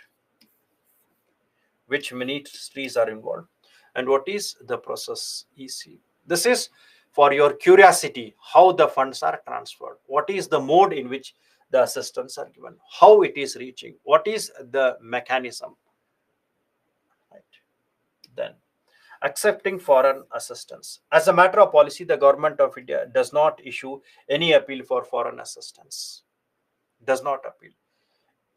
If the national government of another country voluntarily offers, now the key term is voluntarily offers, like Saudi Arabia voluntarily offering to Kerala disasters, voluntary offering to that as a goodwill gesture, as a goodwill gesture. So this can be accepted, but two ministries have to scrutinize that. The Ministry of Home Affairs is required to coordinate with the Ministry of External Affairs. Ministry of Home Affairs has to coordinate with Ministry of External Affairs in receiving that funds, whether the funds are correct, whether the funds are not some type of negative impact. The funds are taxed one. They are used and utilized. So a proper track is seen here. Right. So in consultation with the state government, then the foreign team will visit, and then the financial assistance is given. So remember, two ministries. So accepting foreign assistance is voluntary. We don't request any countries. We don't request. If it is any country is giving voluntarily, then the process is involved. Right. Accepting multilateral assistance, different one.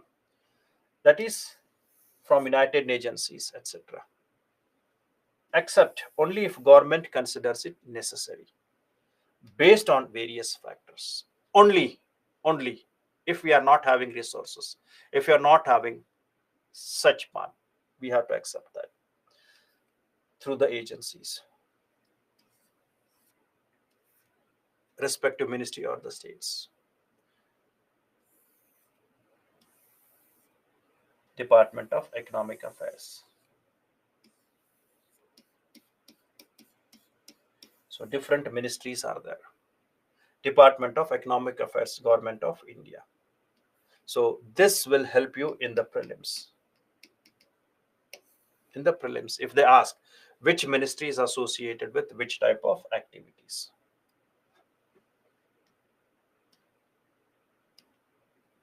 Right. So this completes your disaster management. So that's all for disaster management. Now I think whatever disaster management perspectives were there, we have covered them, including the meanings, including all the factors which are seen there. We have covered entire part of disaster management, including with the definitions, including the process which is involved there. So hope everything is clear in the context of disaster management, right? So when you talk about the disaster management, you should always remember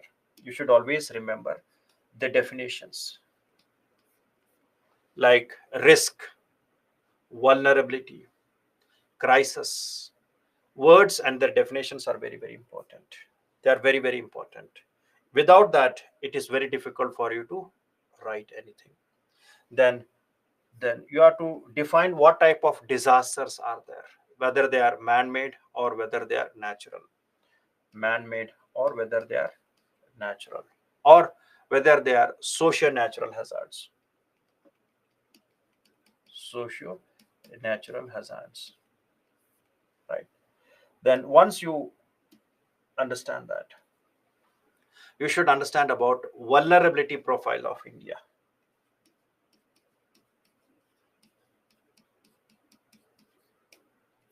Vulnerability profile of India. And from where it is seen. Yes, if the money is not correct, then they can not only reject, they can make a successful, or they can make an inquiry on that. They should have a proper track. Vulnerability of India has to be done. It may be droughts, it may be cyclones and all. Then you should understand something called as notified disasters. And what are non-notified disasters? Right. So notified and non-notified disasters. Vulnerability profile of India.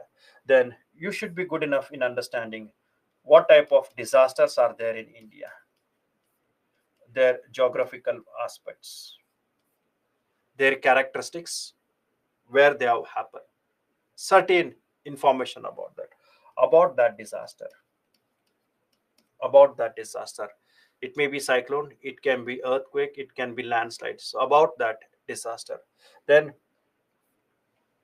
why it is more dangerous in some areas, why it is less dangerous in some areas. That part you should keep in the mind. Disasters, every disasters for that matter, every disasters for that matter. Then whenever you are writing about that, after this you have to talk about guidelines. Guidelines, national disaster management guidelines, right?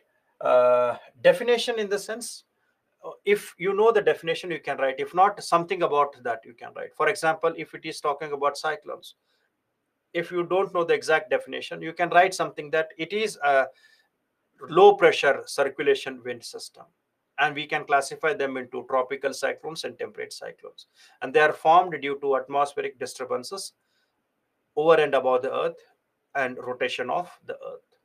So you have to write something, right? Social natural hazard, I told you that landslides, where natural disasters are accelerated by human activities. National disasters are accelerated by human activities. We refer the term socio natural hazards. Current events are very important. Current events have to be expressed. Without that, your examples are not suitable. You have to give present examples. You have to give present examples. So guidelines you have to add.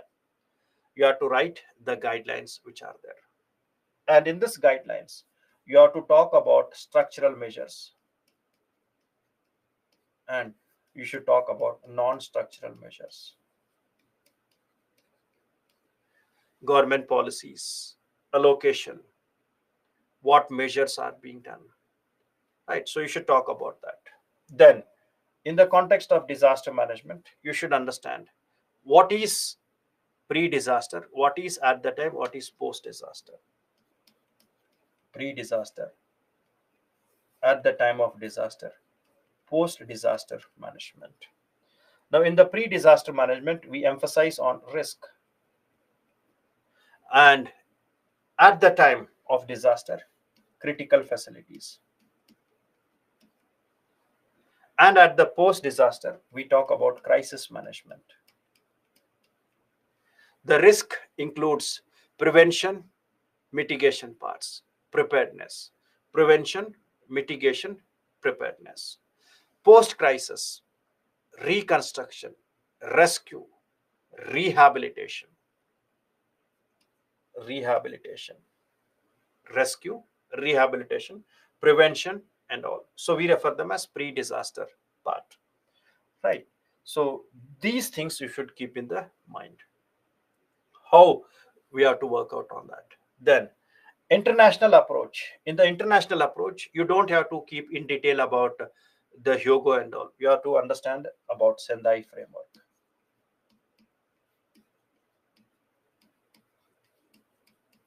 Sendai framework. That is 2015 to 2030. And this Sendai framework has 7 goals and 4 priorities. So you should make an analysis of the Sendai framework. Then you should understand about evolution of disaster management in India. And while defining that, you should be very strong in the Act of 2005. You should talk about policy. You should talk about framework, finance. All those should be kept in the mind. So this is how the disaster management has to be studied, right? So you should be very careful in all these individual disasters and their criterias. Now whenever when you are writing something in current affairs, you may come across certain disasters which are non-notified. So there you will have action plans.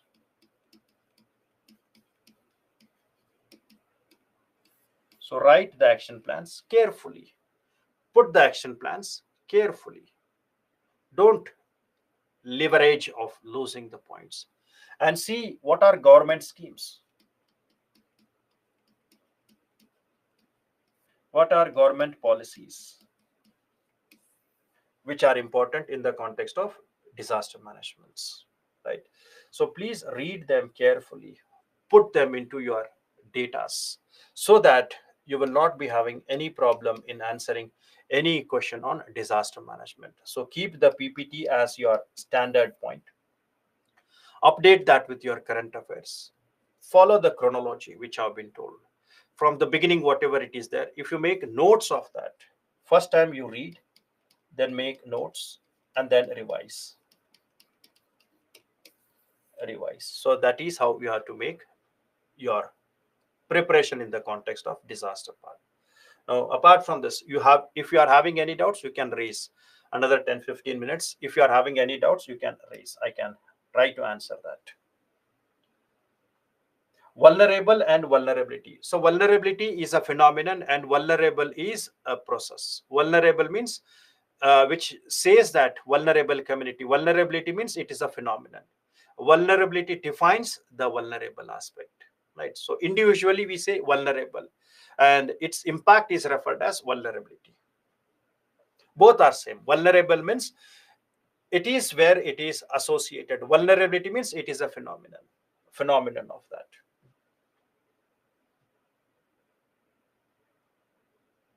Okay, latent heat, when we say, understand, latent heat, please see. You are having 1 kg of ice. 1 kg of ice is there. And this is in the form of solid. When you heat that, you are providing certain energy to that. Right? Certain energy in the form of calories you are giving to that. After that, when you are providing heat to that, this ice will melt. This will melt and it will become liquid. It means it has changed its states from solid to liquid. Only when it is having energy or calorie in that, say around 80 calories of energy you are given. So 80 calories of energy is there. So this heat is there in the liquid, which you can't see. You can't see. Now again, when you heat the liquid, so you are giving it around 690 calories of energy. So this liquid will convert into vapor. And this vapor has the 690 calories of energy or 690 calories of heat. And this is hidden energy. And this hidden energy, which is seen in the water or in the vapor, we refer that as latent heat. So when you supply the heat, the object changes its physical state from solid to liquid. We refer that as melting.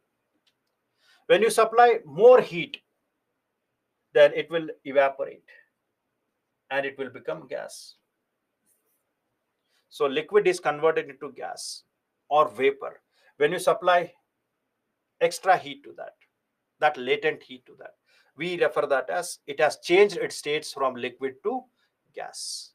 And these heats, these energies which are given, we refer them as the latent heat of evaporation. Now, if this gaseous item is there, if you reduce its temperature, it means you are taking out latent energy. So this will convert itself into liquid by reducing its temperature. Again, if you reduce the temperature of this, if you keep that in the refrigerator, you are removing its temperature. So it will become ice. We refer that as condensation and freezing.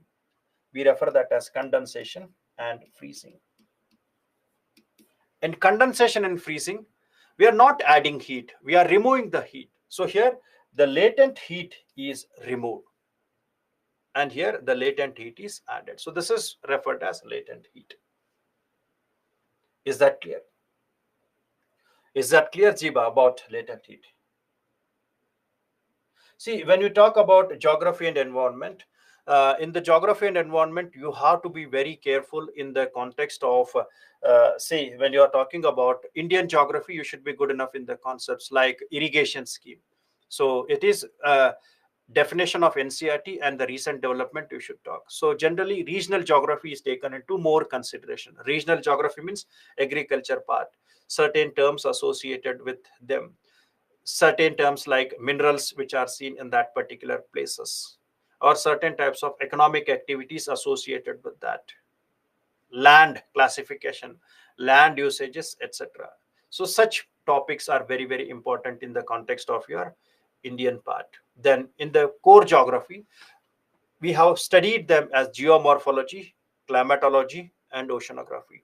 In geomorphology, you have to be very good enough in understanding the concept, what is plate tectonic theory, and you can find the evidences of plate tectonic theory even today also, where they have been applied in understanding the earthquakes, where we find many such parts. Like if you see the present scenarios, we come across a land called as Zealandia.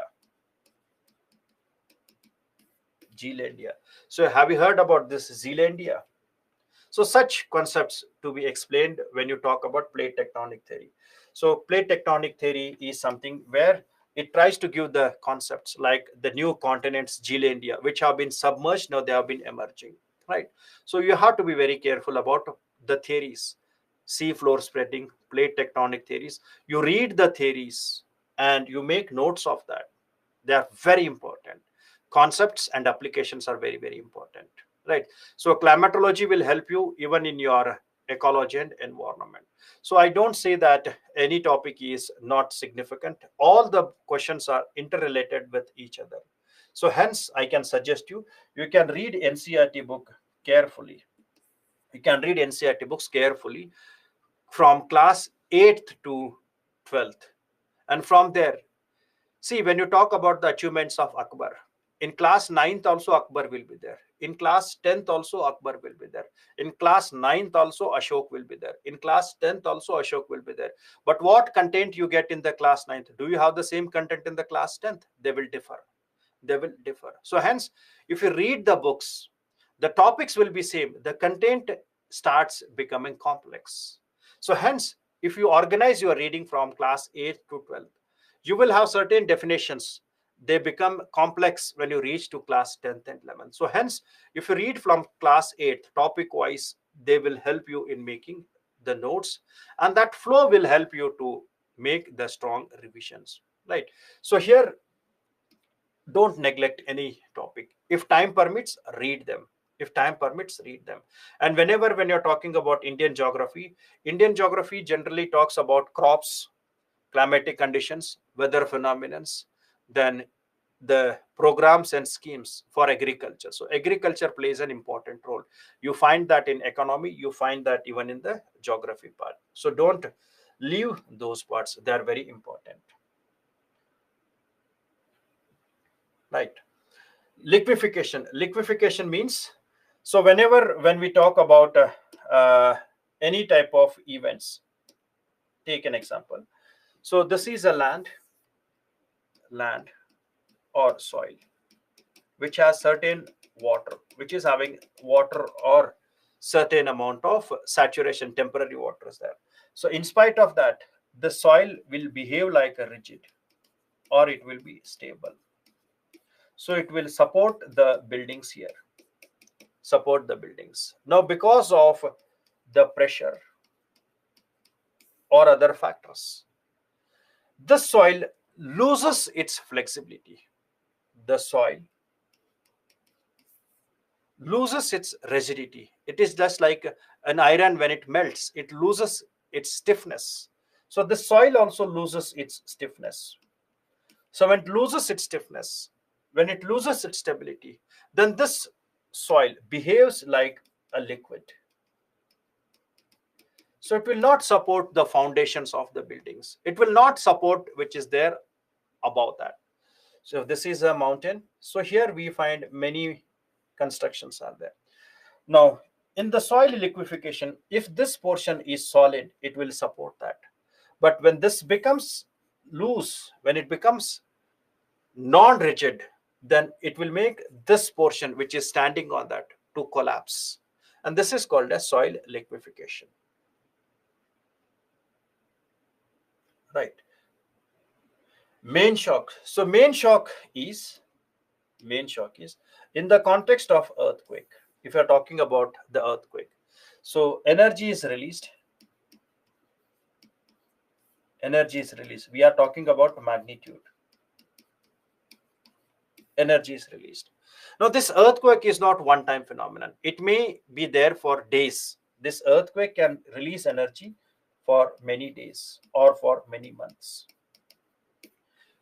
Right. So maybe for 30 days or maybe for 3 or 4 months. Now understand, any area where earthquake has occurred, any area A, and this earthquake energy recorded, the energy released is recorded, right, in the monthly pattern. So in the months of say April 2020.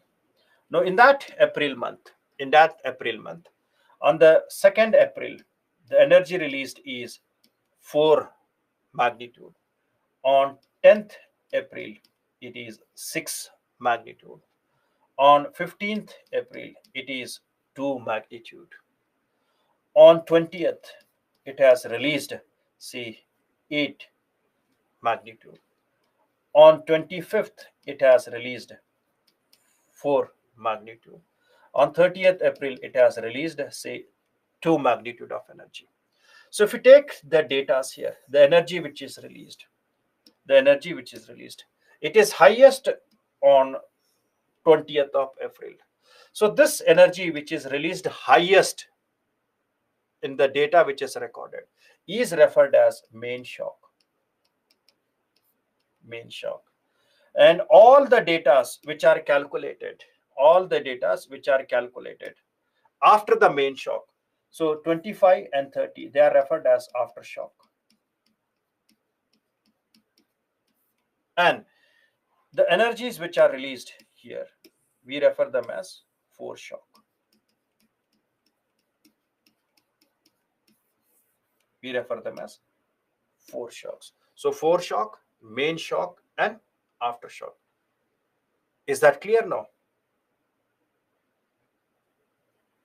See, when we talk about saturated soil, see, when you are constructing your homes, when you are constructing big buildings, you should always remember that in the ground, due to rainy season, temporary water will be accumulated. So when the temporary water is there, does your building collapse? No. Why? Because it is still behaving like a rigid. But because of certain pressure, when the soil changes its chemical nature and it starts behaving like a liquid part, it is not supporting. We refer that as liquefaction. It is a phenomenon which is called as liquefaction. Is that clear? Right. So wet bulb concept. Wet bulb concept means, see, you are having a thermometer. You are having a thermometer which is used to take a reading. And this thermometer which is used to take a reading takes only the absolute temperature. It do not take into consideration of humidity. So this thermometer, it takes only the temperature into criteria. No humidity. No humidity is taken into consideration. Now, what they do is they will take a cloth and they will dip that in the water. So a cotton cloth, it is dipped in the water. So this cloth will become saturated with the water, and then you will cover this thermometer with the cotton cloth. You will cover this thermometer with the cotton cloth. And after that, when you cover that with the cotton cloth, which is saturated with the water. Now here, when we take the reading, so this reading is referred as wet bulb temperature. Wet bulb temperature. Now this wet bulb temperature is a temperature plus it takes humidity also under consideration. It will take humidity also under consideration. Humidity also under consideration. Why? Because when we talk about humidity,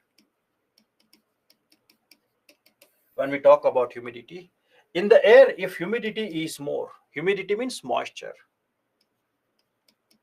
In the air, if humidity is more, moisture is more, then the rate of evaporation of body decreases. Rate of evaporation decreases. And when the rate of evaporation decreases, then the body will have uncomfortability will be there, because evaporation brings the cooling sensation. When the body evaporates, it will cool a body.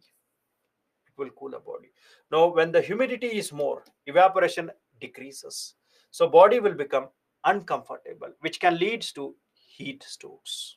And hence this wet bulb temperature, if it is 30 to 35, it is something which is dangerous one.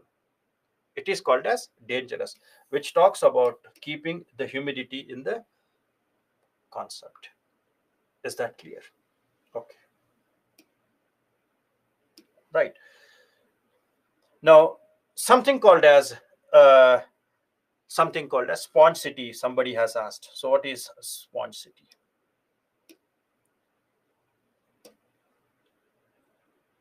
Yes, that's why we find the sweat in the every time. If you visit Chennai and all, also we find the same thing. So wet bulb temperature is very important. So in prelims they may ask, right? Now when we talk about spongicity concept, so remember, spongicity means it is about something which talks about two parameters. Sponge, if you take, it is having two characteristics: porosity and permeability. It is having two characteristics: porosity and permeability. And this you have read in your geography. Again, I'll tell. Porosity means water absorbing capacity. Absorbing capacity. Permeability means allowing to pass. Allowed to pass. If you take the sponge, it will absorb also, and it will allow the water to pass also. Right. So it is based on porosity and permeability. And hence, spongicity concept is used for two problems. That is to settle the flood issue and also recharge the groundwater. That is drought-like condition. Recharging the groundwater. Recharge the groundwater. It means drought-like condition. Drought-like condition. Right. Now, if you are having a concrete roads here in the urban areas, if you are having concrete roads, now during the rainfall, the water will fall and it will move out of the city, because the concrete roads are non-permeable. The concrete roads are non-permeable. But if we construct that by using eco blocks, by reducing the content in that, and use asphalt of permeability, asphalt with permeability, then if you construct something with that, then after the rainfall, whenever rainfall is there, the water will percolate downward.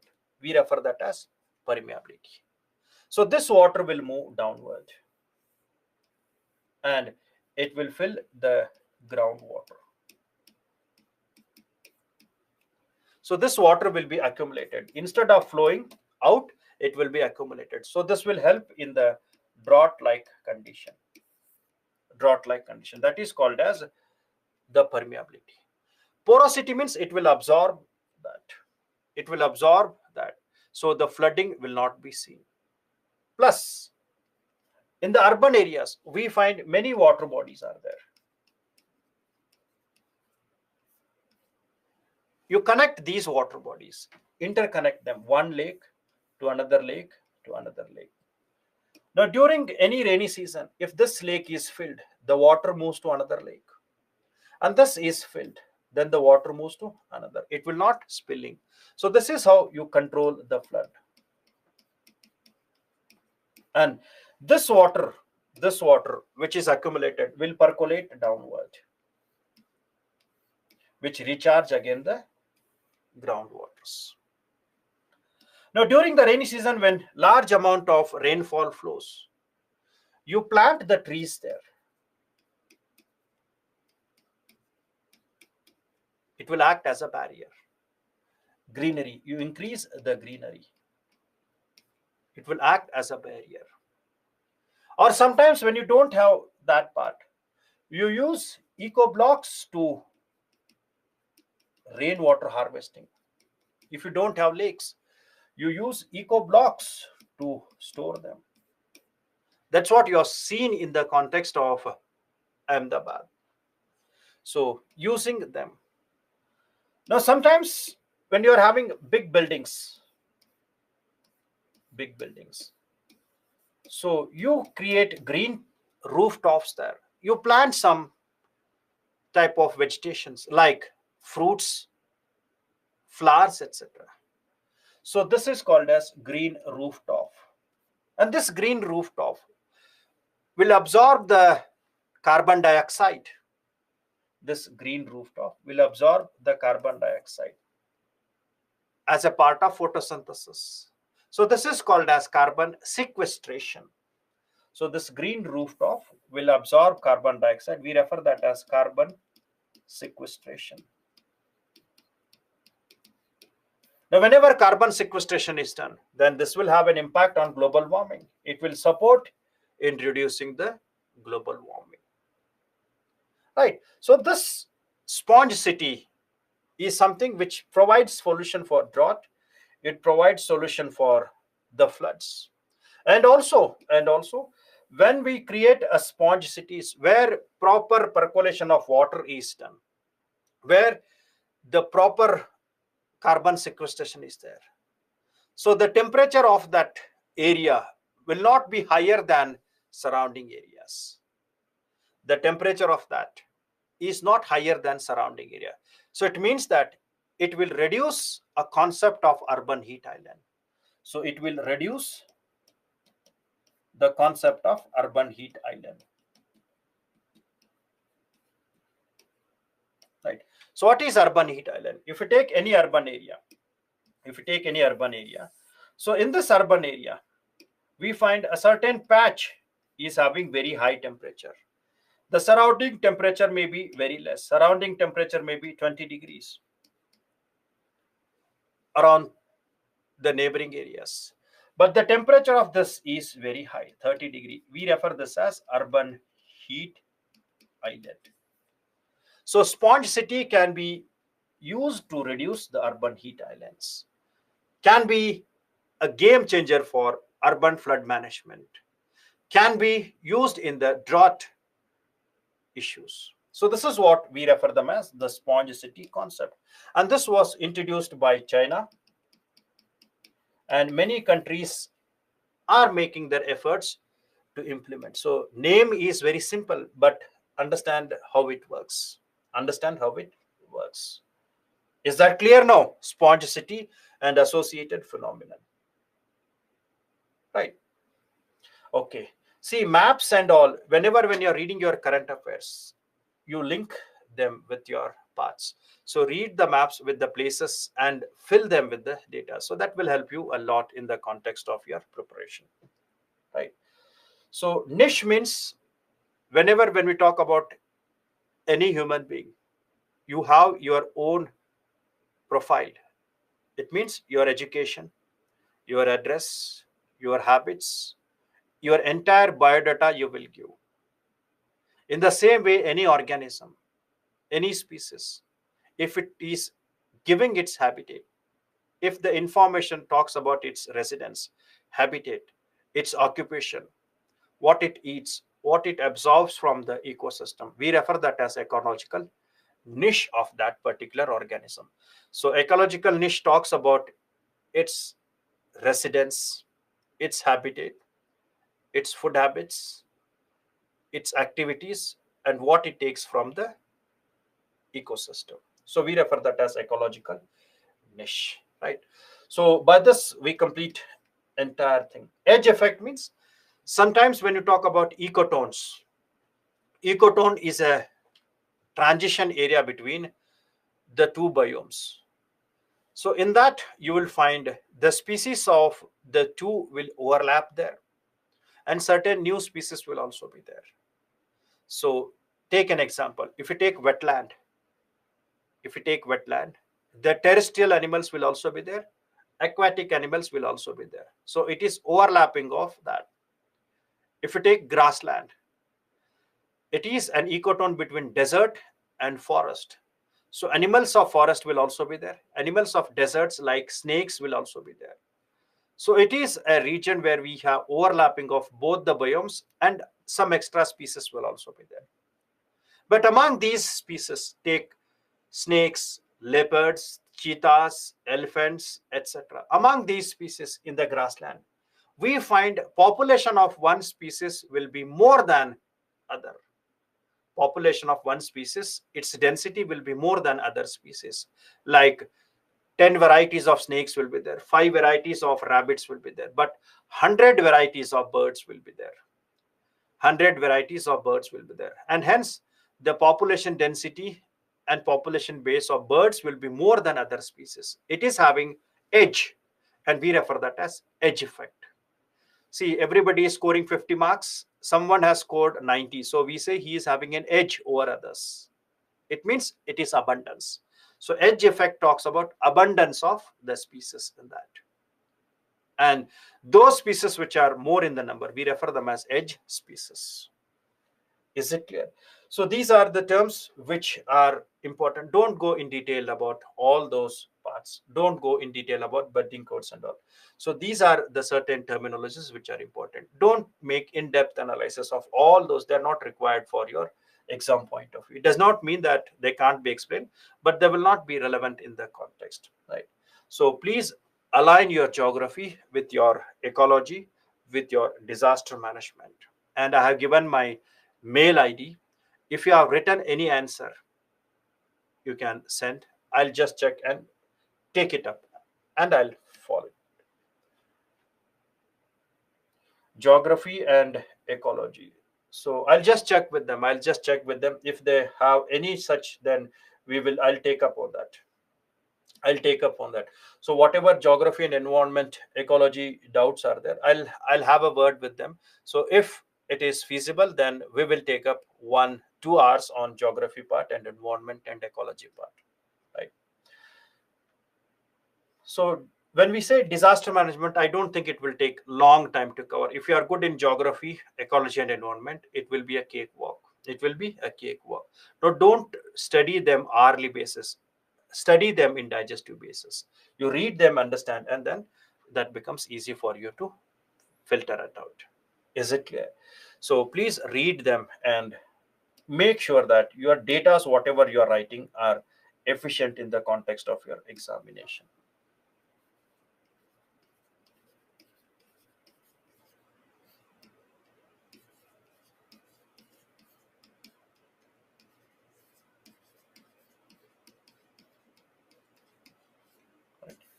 So if you are written anything, then please send only those data.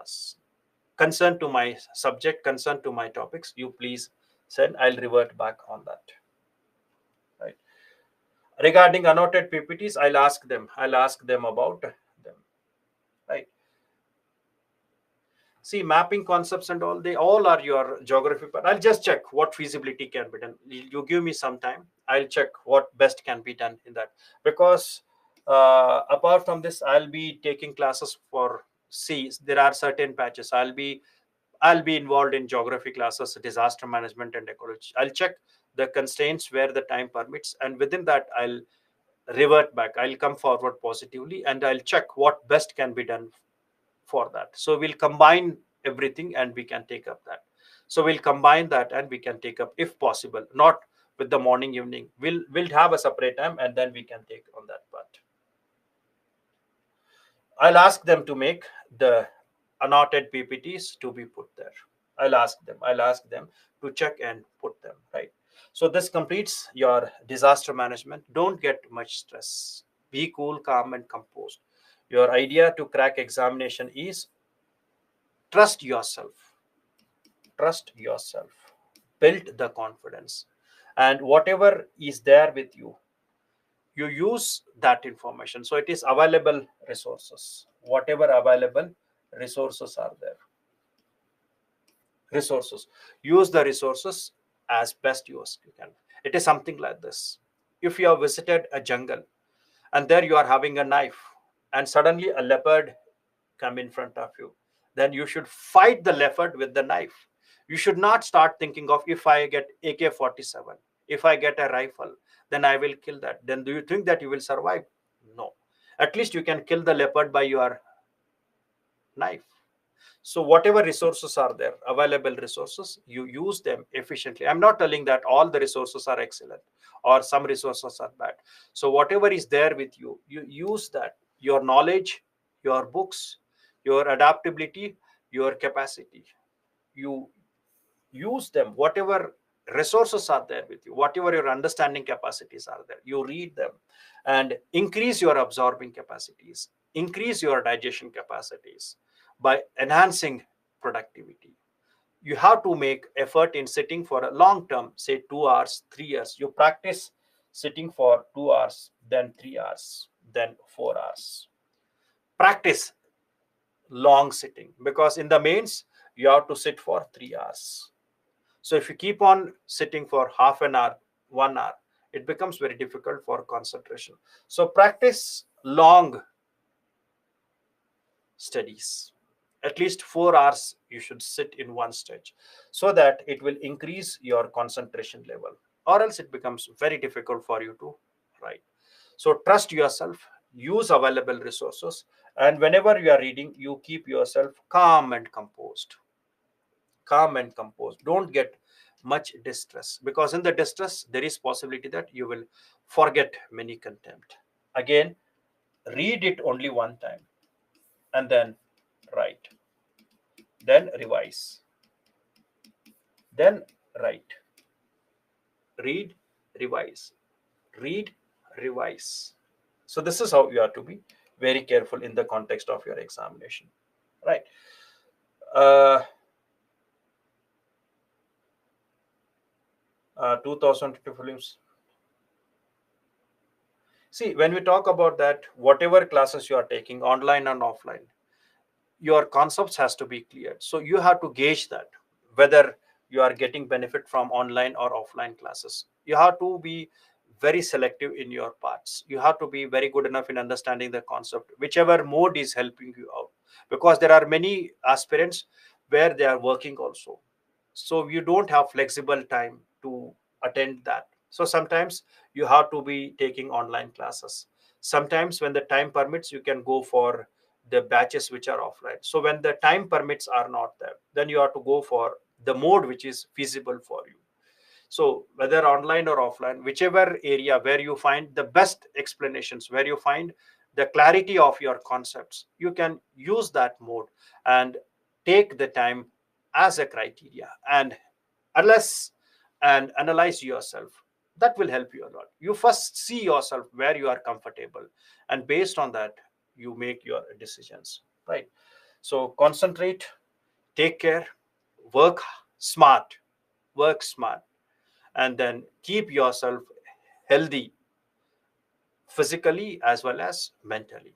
So whenever this heat waves and all are there, drink more water. Keep yourself with large amount of the water, right? Don't get dehydrated.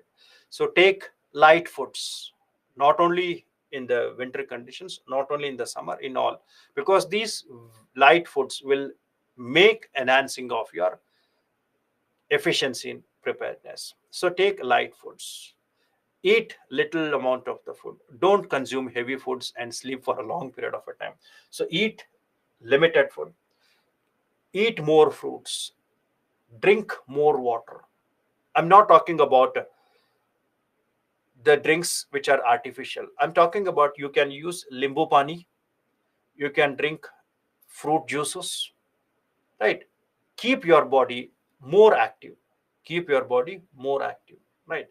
So those who are eating less, they will be more active in the context, right? So as much as possible, drink more water, eat fruits, eat light foods which can make you very healthy and happy for your studies. It will not be lazy impact. So do smart works and take care. If time permits, we will meet up again. And all the best for your prelims as well as mains and all your endeavors from my side. Take care. If anything is there, please drop to the mail. Right. So if time permits, we'll meet up, or else bye bye.